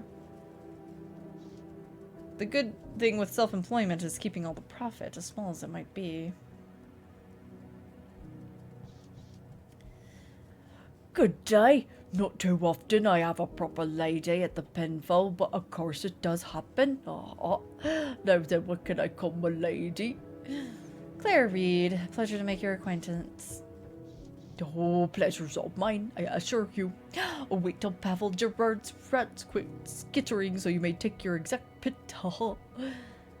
Sorry, but they're far too keen on biting for my taste. Oh, not a problem, miss. You need only pay more for the well-trained ones. Well, we can train a dog, then why not train a rat? All the same, I'm a little short on dosh at the moment. Good day. Anything else I can look at? The manhole cover. The Velvet Rose has its issues, but working as a rat catcher in the sewers, I can't imagine.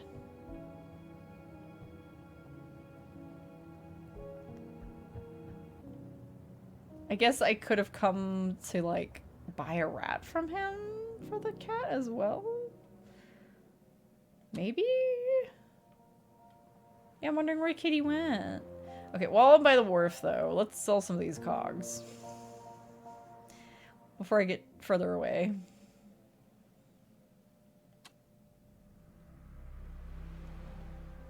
From, what's his name? Who will buy them? How beefy is my computer? Not as beefy as I would like it to be. It's okay. 3060. I've got a 3060.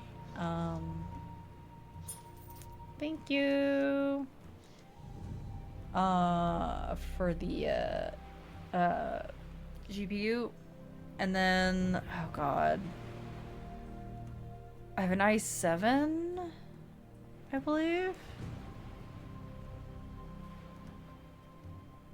It's beefy enough for pre-built. It's not as good as my old rig. That was the one I had like custom made that I had to leave behind. Lurking, watching on bed. Take care, Ruticorn. Thank you much. Where'd you go, Bacon?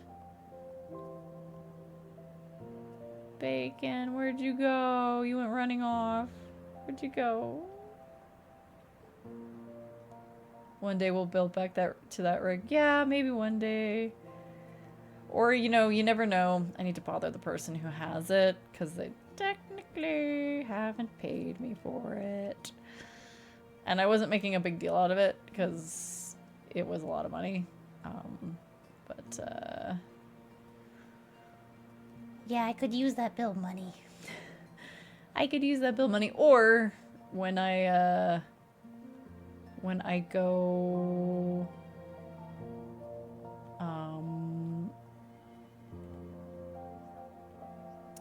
whenever I get to visit, whenever that is, maybe they'll be like, oh, I didn't even use it, like, you can have it back. So, unsure. Action while later, I guess it'd handle it. It would probably be okay to handle it, but maybe not ideal for more intense games. I don't know. Hard to know. Mine, I've compared mine to other folks running Live 2D, and it seems like it would be fine, but who knows? But considering where I would have to be at to do the upgrade, I'm kind of hoping that, you know, money won't be quite as much of an issue at that point. Maybe I can upgrade it. Yeah, I'm not particularly interested in 3D, honestly. I think there's some really cool 3D models out there. I just don't necessarily want one for myself. I prefer the look of Live 2D. Woo! Look at this ghastly thing. The poor horse. I'd expect to see this kind of thing in Paris. Seems out of place here. Okay.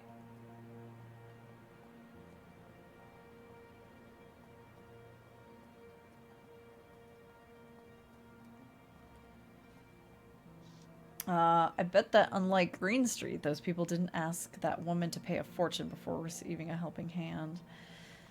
Yeah. Well, let's enter the bell jar. I don't know where Bacon went. Where did Bacon go? I got the impression I was supposed to follow him because he was all like, he looks at you and then he runs off. And I was like, Bacon. But I haven't seen Bacon in any of these areas. So I guess we'll just go to the bell jar. Maybe I misinterpreted the cat.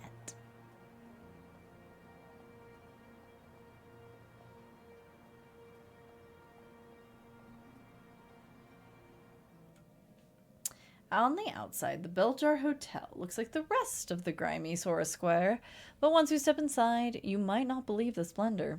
The interiors boast red-carpeted hallways and spiraling stairs with gilded banisters, and bellhops are dressed to the nines with white silk shirts and swallowtail suit coats by Poole & Co. Nobody knows for sure who owns the building, but the rumors point you to royal blood.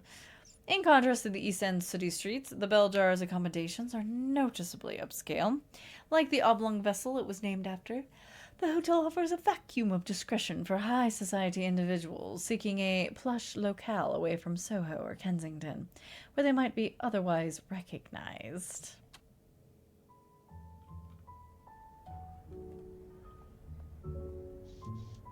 Loose coin. Seems someone's got a hole in their pocket. Grab them.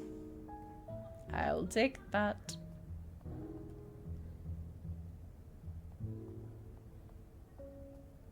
Water feature. The bell jar's water feature, elegant and calming. Must have cost a fortune.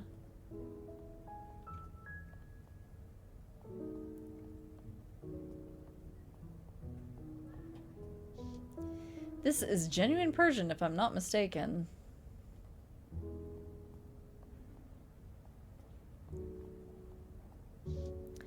Oh, look at these poor dried out things. Not enough sun here either. Tea service. Man. A real silver tea service. I prefer coffee, but I quickly learned to keep that to myself in London.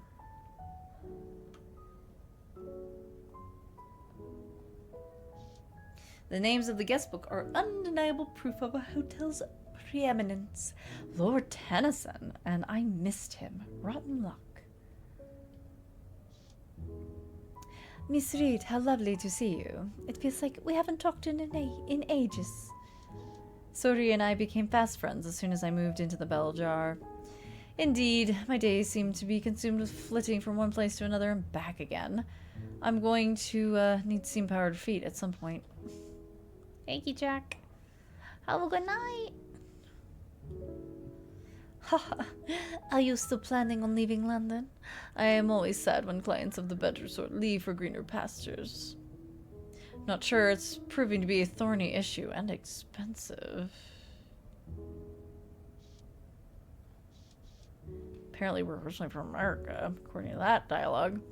Yes, I know exactly what you mean. I would like a change myself, but some days I feel as though I'm rooted in place here like a potted plant. The bell jar does suit you, though, Sori. A classy establishment without the right kind of staff might as well be an overpriced flop house. Oh, I almost forgot. I have something for you. Sori fumbles around in a drawer for a moment before producing some kind of feather duster. It's a gift from that Mr. Cunningham. He asked me to pass it along. It's from Texas, too. I thought it was fitting for an expatriate like yourself. Ah, thanks. Ugly fan added to inventory. Oh my gosh, not the guitar strum. Interesting name for a hotel, given that the bell jar is often used for experiments involving sealed spaces and vacuum chambers. Words. Before you go, 2 telegrams came for you this morning. One from Tanner Cunningham and one from Teddy Redgrave. God's teeth, what a bother. Telegrams are getting far too long these days, and coming too often. Good thing I'm leaving London. With the advent of automatons, longer telegrams can now be wired for cheaper sending price. Alright, Suri, I'll take them off your hands. Redgrave? Dante? To the ever-indomitable Miss Reed, this is Tanner's telegram. Here's something that will really butter your bacon. The Lord of Braxton is hosting quite the shindig in a day's time, and I found myself an invitation to the whole highfalutin... Oh, this guy's the one from Texas. Here's something that'll really butter your bacon. The Lord of Braxton is hosting quite the shindig in a day's time, and I found myself an invitation to the whole highfalutin affair. I want you there with bells on, Sweet Pea. I'll be a proper blowout, a real showstopper. Lord Braxton is celebrating the purchase of some trinkets from Cairo and suggests his guests dress the part. I dug up just the jewelry for the evening, Miss Reed. You'll look absolutely stunning in it. Outshine the queens of old. Texas Manjant. Of course, it needs a proper dress to really stellar look. I found you just the thing. I'll be sending it along to your royal suite at the Bell Jaw, so keep an eye out, Sweet Pea. If you like, find yourself something nice to go with it, eh, Spitfire? Spitfire is a cute nickname. Shame about the late notice, but you can't begin to imagine how hard it was to cop an invite to this thing. Shaping up to be one hell of a night. Get your best dancing shoes out with Spitfire. Forever yours, Tanner. A party tomorrow evening upon Tanner's arm. Schmoozing, too much wine, and a cavalcade of London's most pretentious. What a dratted shame I'll be off and away by then. Okay, here's Teddy's telegram. Dear Miss Clara Reed, we had the pleasure of acquaintance during the Frobisher case, but not much besides. All the same, I feel it's only fair to write to you. See, I'm a hunter of frightening beasts by trade, and see my share of bounties come and go, though not all of them are fanged or clawed. Plenty of call for bounties put out after regular or not-so-regular folk who cross the wrong cove or whatnot.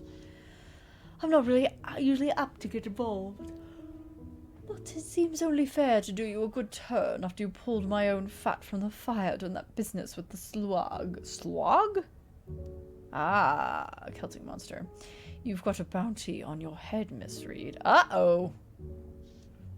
A pretty prize from some high-flown family or other.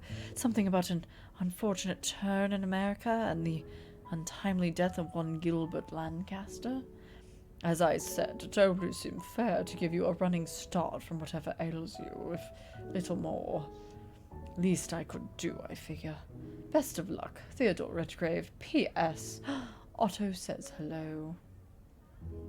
Oh! Is this Teddy? Is this,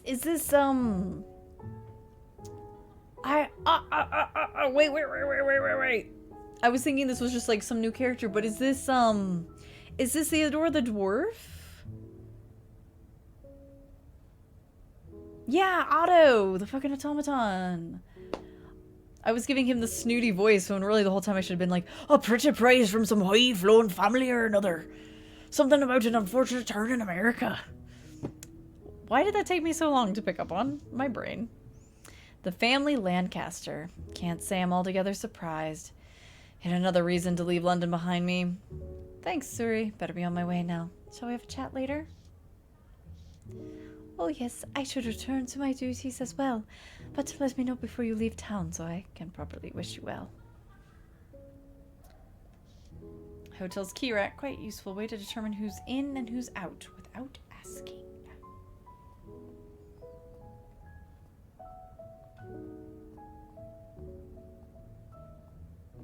To the royal suite. Mahogany and gold. Trim trails along the wallpaper. And the paintings and fixtures are hung so high that they're an absolute nightmare for the maids to dust. The electric lamps are at the forefront of the technical design, retrofitted to the oil lamp sockets of old, and the high ceilings make for an airy ambience where style is favored over substance. Your telescope and other homespun necessities clash with the ornate decorations of the suite. With your clientele, including Tenor Cunningham, of seemingly bottomless pockets, you can well afford the monthly rate. The suite has is as temporary residence as any you've ever had since you left America, allowing for an escape from the chaos of London while at the same time never feeling exactly like home.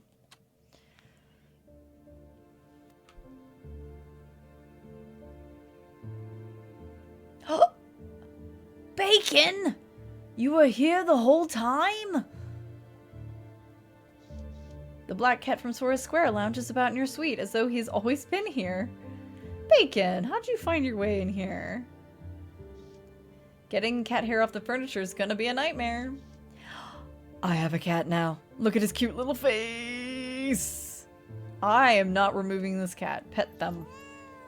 Who's a good cat? Who belongs right on a sandwich with tomatoes and I really should find a snack. But I have Bacon right here. I am really not planning on eating a cat, as cute as he is.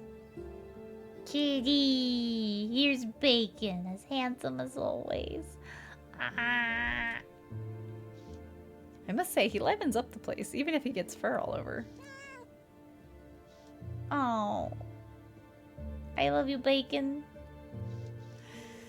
A porcelain... A porcelain cheese set atop a dinette table whose marble is so polished I can see my own reflection.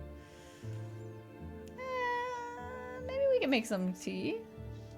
Yes, when in Rome, as they say, but I have yet to find a tea that keeps my nose from wrinkling. How much should I bribe the concierge to provide me with some coffee beans? Yeah, royal coffers. I almost regret Lord Beresford introduced me to that wicked ambrosia per his last appointment. Tea's gone cold now that it was better when it was hot. Tenor left me these roses of several colors, dethorned and arranged to near perfection. His attempts to win me over are flattering, but if I escaped London on his dime, then I'd be obliged to join him in the Republic of Texas, at least for a time. I shudder at the thought. Although I'm sure that part of the country is rather beautiful. There's a note here. Sure, we'll read it. Oh god, we get to see him. Oh my goodness. Hey there, Spitfire. Thought of you when I saw these, so I snapped them right up. They remind me of the wildflowers in West Texas. Someday I'll take you to see them bloom. But these are roses. Spitfire. I don't know why he insists on using that nettlesome pet name. Remember the Alamo.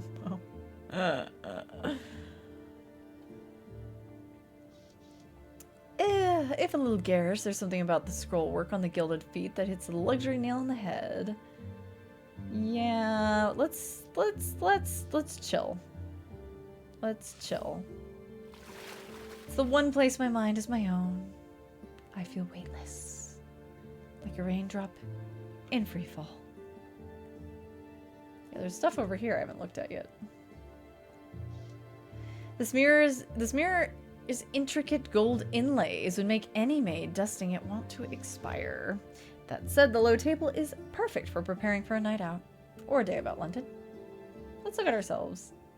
Frames me quite nicely. Straighten the back, elongate the neck. Good posture is foremost. My brise fan is here. Shall I practice my fan etiquette? Absolutely. The white silk fan unfurls with a flourish of the wrist. I close the fan and tap my left ear. I wish to be rid of you, the fan declares. Oh, man. Open and shut again.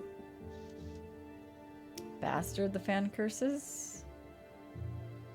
Slowly down my right cheek. I love you. Open in front of my eyes, hiding my face. We are being watched. Carry the fan in my left hand while daintily fanning my face. Desire to make your acquaintance. Make my intent clear without speaking a word. A deck of tarot cards. Back stateside, they've become high fashion. As whether they really tell anything, well, let's flip a card. Not the Hanged Man. Should I take this as another firm reminder to sell my business and get clear of London? Lordy. So much for our bath. The most comfortable and expensive place I've ever slept. Worth every penny. There's our traveling trunks. All packed and ready to go. If I ever manage to leave. I should hide. No. We won't get trapped. We won't get trapped. I've escaped worse. I need to stay light on my feet and one step ahead of danger.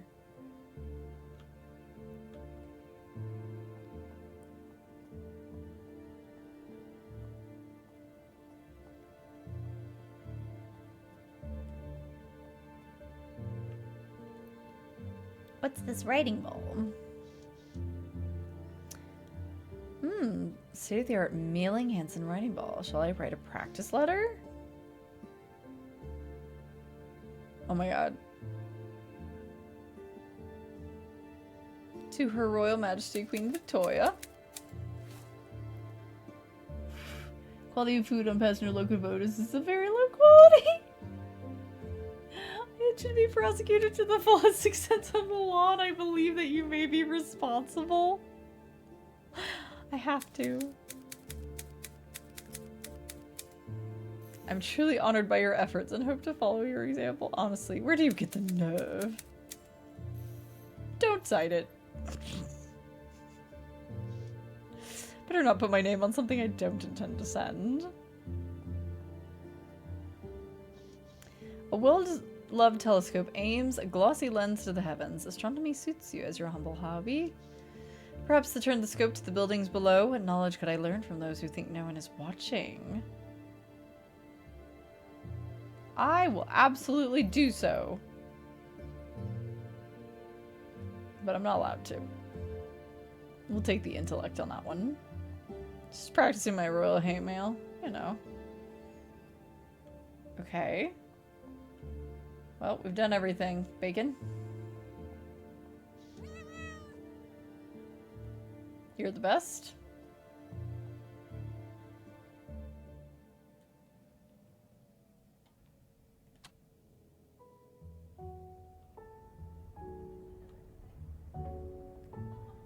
House painting? Country house overlooking a lake beneath a gloomy gray sky. Castle's pretension.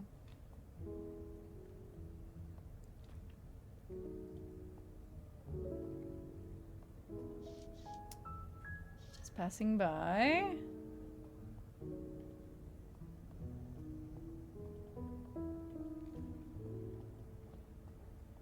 Can we actually, like, go past the rug? Or are we just... Okay, no, we can't go past the rug. Alright. Well, Bacon is safe. Bacon is safe. Gosh,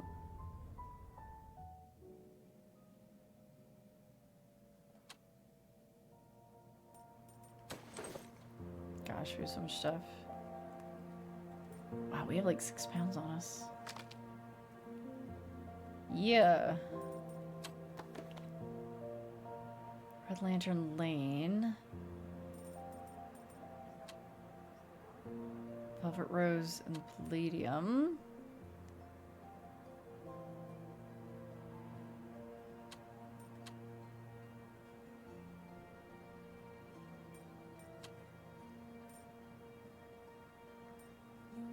I mean...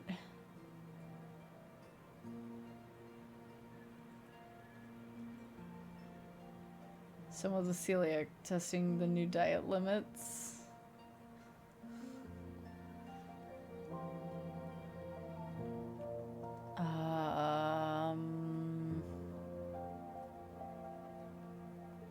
Bacon is saying. Oh, here's the doy. Okay. I haven't looked at the map at all.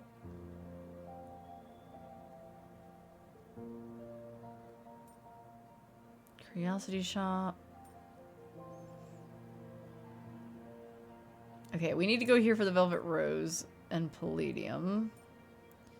Sacred Heart Orphanage, and here's Red Lantern Lane. Okay. Let's get on the train, I guess.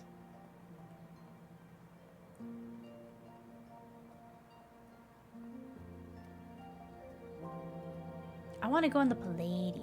So let's go over there.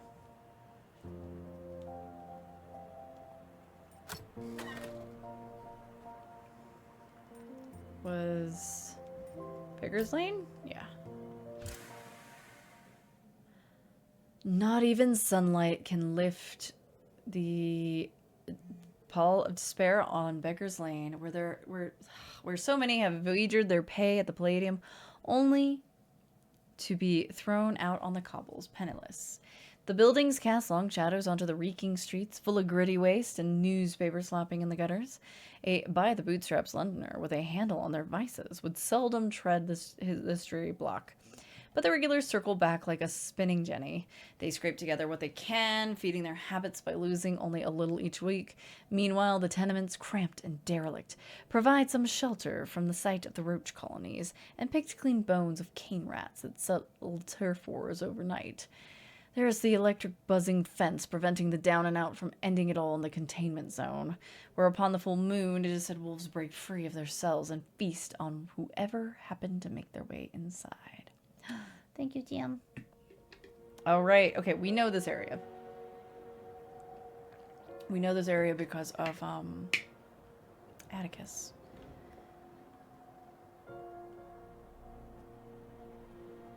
Here's the sewer grate. Missing poster.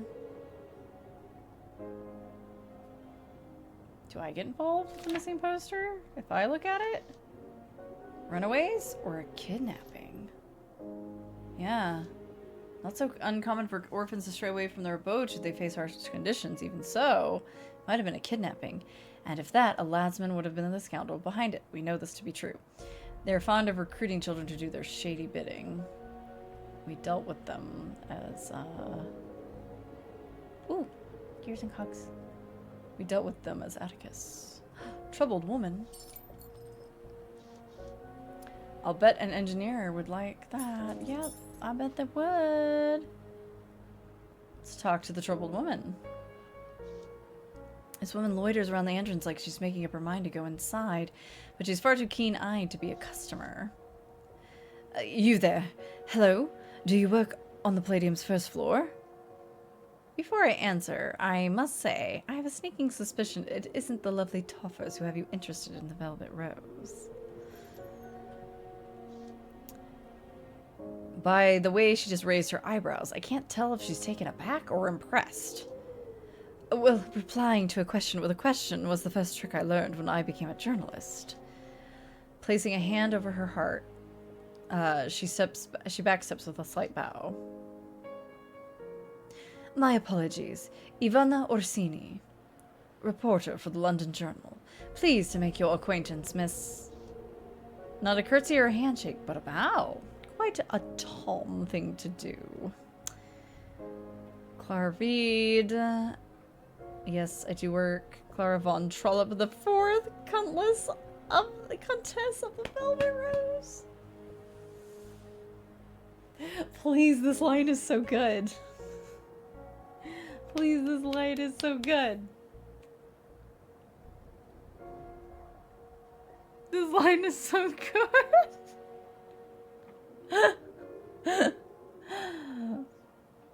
Damn right, I'm the Countess of the Velvet Rose. We've raised our tact.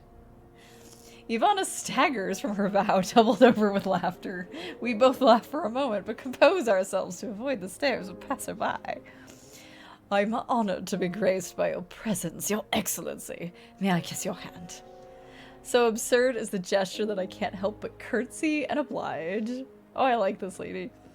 Now that we've exchanged our pleasantries, I'll tell you what I need to get inside the Velvet... why I need to get inside the Velvet Rose. I'm here for an interview with Dr. Clancy Wainwright. This story will flip London on its head, but you must keep that between us. Apparently, we might be able to recall him. Let's go. Dr. Clancy Wainwright is an on-again, off-again client of the Rose, as well as the general director of Bethnal House. Fucking, that's where Atticus's mom is, stuck. Fucking mental hospital. And you intend to ambush him outside a bordello? I doubt the brothel is the best setting to conduct an interview. Would you rather I extract him? The excited glint in her eyes says the opposite. If Dr. Wainwright actually responded to the telegram I sent to his assistant 8 months ago, I would be jotting down his answers in the comfort of his office at Bethnal House. She fishes out a telegram with an air of vindication. To the esteemed Dr. Wainwright, on behalf of London Journal, an interview is requested on the merits that you are in the process of producing a cure for lycanthropy. Please respond at your earliest convenience. It further lists her name, occupation, and where to reach her. No hint of insidiousness in the telegram's tone. It's quite upfront. Not another suppressant, but an honest-to-God cure? That'd be the greatest medical breakthrough since Saturner's morphine. So why isn't he shouting his achievement from the rooftops? You suspect he's hiding something. Oh, you didn't hear it from me. However, there's a reasonable excuse that can be made if someone on the board at Bethnal House is forcing Wainwright to hold his tongue. To keep their hospital from gaining notoriety and royal funding? Unlikely. I couldn't agree more. There's also the possibility that Wainwright is worried the drug club would retaliate. Well, I offer a theory with my intuition. We have judgment. We're polymath now. We can speak Spanish now. That's all I can think of from Felipe. But if I was a member of the medicine monopoly, I would welcome him with open arms. Oh, really? Do tell. Discount the price of moon cream while setting his cure at an exorbitant price, then offer him a cut generous enough to sign his soul for. It's not as if he can refuse. Despite what his conscience might wish of him. I know split-second business acumen and is vital in tricking, but I'd bet good coin you were an industrialist in a past life, Clara. Had I been born a man or wealthy, for that matter, I think perhaps my life would have gone quite differently. I was only theorizing what they would have done. I have no desire to ally myself with those morally bankrupt louts. This is true, but I don't want to align myself with them, no. Any road, you're a smart cookie, so how's about helping me get inside the Velvet Rose? Just mark the window of Dr. Wainwright's room with this chalk, then flick the snib so I can... The fastening? Okay. So I can shimmy it open from the window ledge. If she confronts Dr. Wainwright in the room where he's to be entertained, he'll have a hard time weaseling out of the interview. Does she mean to scale the building? She does have a lithe body for it. Yeah, we'll help Ivana. Why not? I enjoy a spot of tomfoolery now and again. Oh, Clara, you're the most dashing lady of the night I've ever met. And believe you me, I've met more than my fair share. She tucks a stick of chalk into my front pocket, and then with a wink, she turns away, pretending as if we were once again strangers on the street.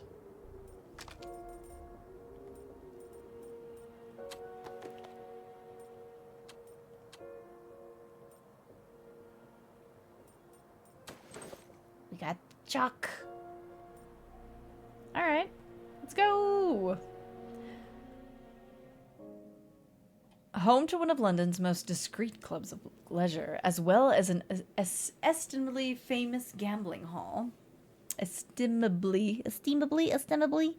Infamous gambling hall. The Palladium is no stranger to the odd successful bunco man, or famous face caught with their hand in the cookie jar, who finds themselves in need of an abrupt and expeditious flight from London fare. You find yourself among the complement of genteel folk who keep the Rose running, and as ever, you are deeply grateful that your co-workers extend their discretionary skills to you. It wouldn't do to have a sometimes paramour or an errant debtor catch word of your departure. Hey, look. I think that's us. Promo poster. Come see the sultry songstress. Be bamboozled by bawdery ballads and dazzled by delightful dirges every Friday at the Palladium. It's a good thing I'm leaving. I'm getting too well known in the East End for my tastes.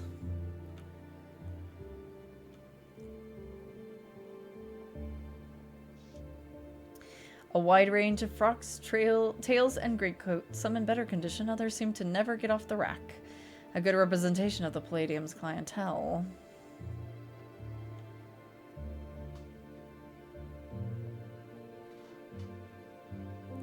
Lefty Brown? The inimitable Lefty Brown, gambler, thief, and somehow a class act all at the same time. How have you been? Haven't seen your name in the papers lately. I take it the news is good, as they say. Aye, so it is. Aye, so it is, and it's quite the trick to keep it like that. Oh? Ever since some bloody fishwife loses her bridal ring, it gets blamed on me, London's premier jewel thief, which is great for Cajun drinks on a Saturday night, but nay, so great when you're dealing with the law. I guess this guy's definitely supposed to have a different accent. When you're dealing with the law. What do you think about the courtesan killer? I've been sniffing around this courtesan killer case. Personal interest, as you can imagine. What do you make of it? Could be either a Jimmy or a beast of what I heard. Tangled with something similar in Prague, you kin. Would have been a victim of number 4 if I had been sleeping with one eye open. I owed a very unpleasant fella a rather large pile of coin and I was expecting trouble. Yeah, very Scottish, not Irish, but my Scottish isn't very good tonight. This particular scoundrel favoured a bony knife as it's for hobby. I tweaked the shadow passing the lampad, left gutter and rolled off the kip before where he could slash me open. And you got away. Ooh, chai! Echoes! Oh my gosh. Thank you. That was very kind of you. I appreciate it. You grabbed some great stuff and some great stuff. Some great people with that one. Tapes. Och, aye. I skipped ut there we go. Now it's definitely Scottish. Skipped ut the balcony second floor. No problem for yours truly, but he hadn't had the breast to follow. But that encounter too close to joke about. Thank you much. Was the killer captured? Was he? I can say till that. All I can say to that is. Blech. Nay by me. I hope to shrimp streamer that very night. Well, help me. Think you like to pitch in and nab this maniac? If we wait for Scotland Yard, there won't be a Londoner left safe from here to Braxton County. Nay, my dear. The one time is the closest ever I want to get to being mutton. Best of luck, though. Love to see your name in the headlines for that. Sorry, I'm like flopping back and forth now that I attempted to do the Scottish. Or the try, but Lefty's not known to get mixed up in trouble if she didn't start herself. You've been laying low. Let's just say I've been dressing up a little mare and I go out. Listen, my ear when I go out. Palladium's quite popular. Doesn't seem smart to show your face around here. Maybe not. But I've still got to make my living. Any road I'm about to guy up on the Palladium. It's become a haven for tourists and posers. Have you had your hand in anything illegit?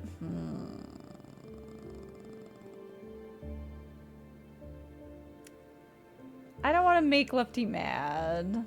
Glad I ran into you, Lefty. Take care of yourself.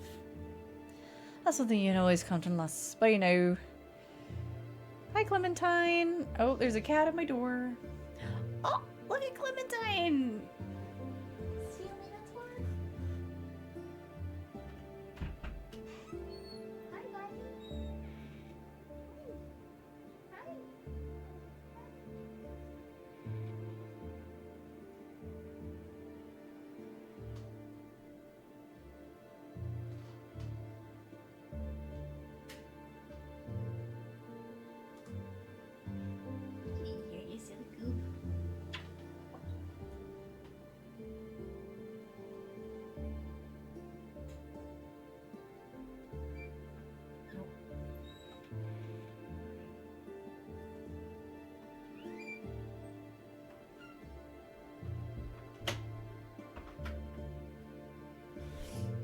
goodness. Come on, buddy. Come sit. Come sit. Come hang out. Gotta take off. Thank you, Isha. I appreciate it. Thank you again for hanging out this weekend. And your support. If it ain't the lovely Mrs. Reed. Miss Reed, you're in early, aren't you, darling? I thought you were singing. You weren't singing till this evening. In for a dram? Very funny. Don't you think it's a little early for that? Well, la-dee-dum is better than day drinking. Time was, you, me, and Penny would drink any of the lads here under the table.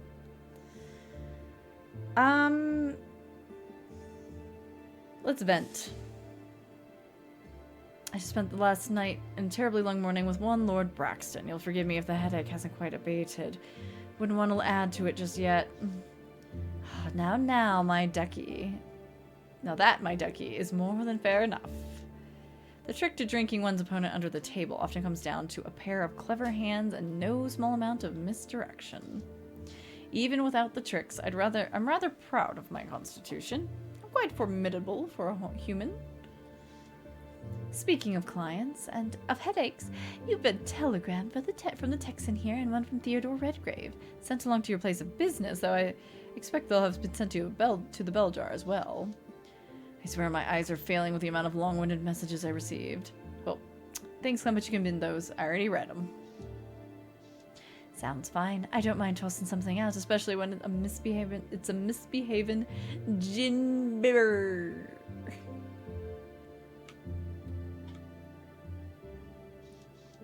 Broadside. Let's read it. Murder is still at large. Recent slaughter at the Cannock Street. The body turned up in a back alley, torn to pieces. Who could be behind the bloodshed? Scotland Yard has doubled its forces to catch the killer. Troubling times. As of this day's writing, it claims that only ladies of the night have been targeted. But to be safe, all women are discouraged from being out of doors after sunset. An impossibly voluptuous woman, clad in torn, form-hugging nightgown, reclines upon something resembling an outsized church pew. From inside her painted mouth, the tips of her canine teeth suggest a lurking danger. Oh my, that must be new. Baser desires, a place to rest the eyes when intimate company is scarce, but I bet it boils the blood of anyone tight-laced.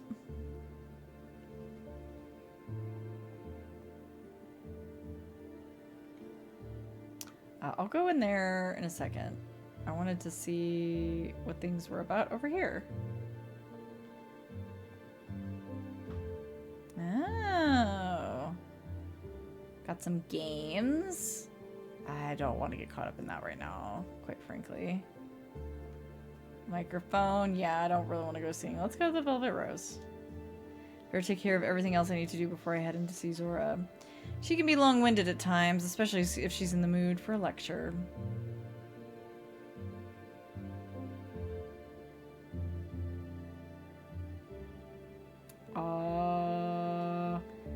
Hang on. Do they mean in here? Or do they mean... Hopefully they just mean in here. Let's go. If not, oh well. Opening as a public house in 1667, the Palladium and the rose that sits at its crown have the dubious honor of being one of the first new constructions begun after the Great Fire that ravaged London in the Devil's Year 1666. The workers of the Rose have long since claimed that it housed a brothel as well, and despite its occasional forays into social acceptability throughout the centuries, as its deed has changed hands, it will always return to its original state. Regardless of the history, both the building and its workers have been reasonably good to you. A warm and lively air, pleasant conversation, and the wafting smell of bergamot greet you at the door. There's the matter of Ivana to deal with, or to ignore, and you'll need to see the madam of the house before tonight's performance. A day's work that is only distinct in its from its predecessors in that, for good or ill, it is your last.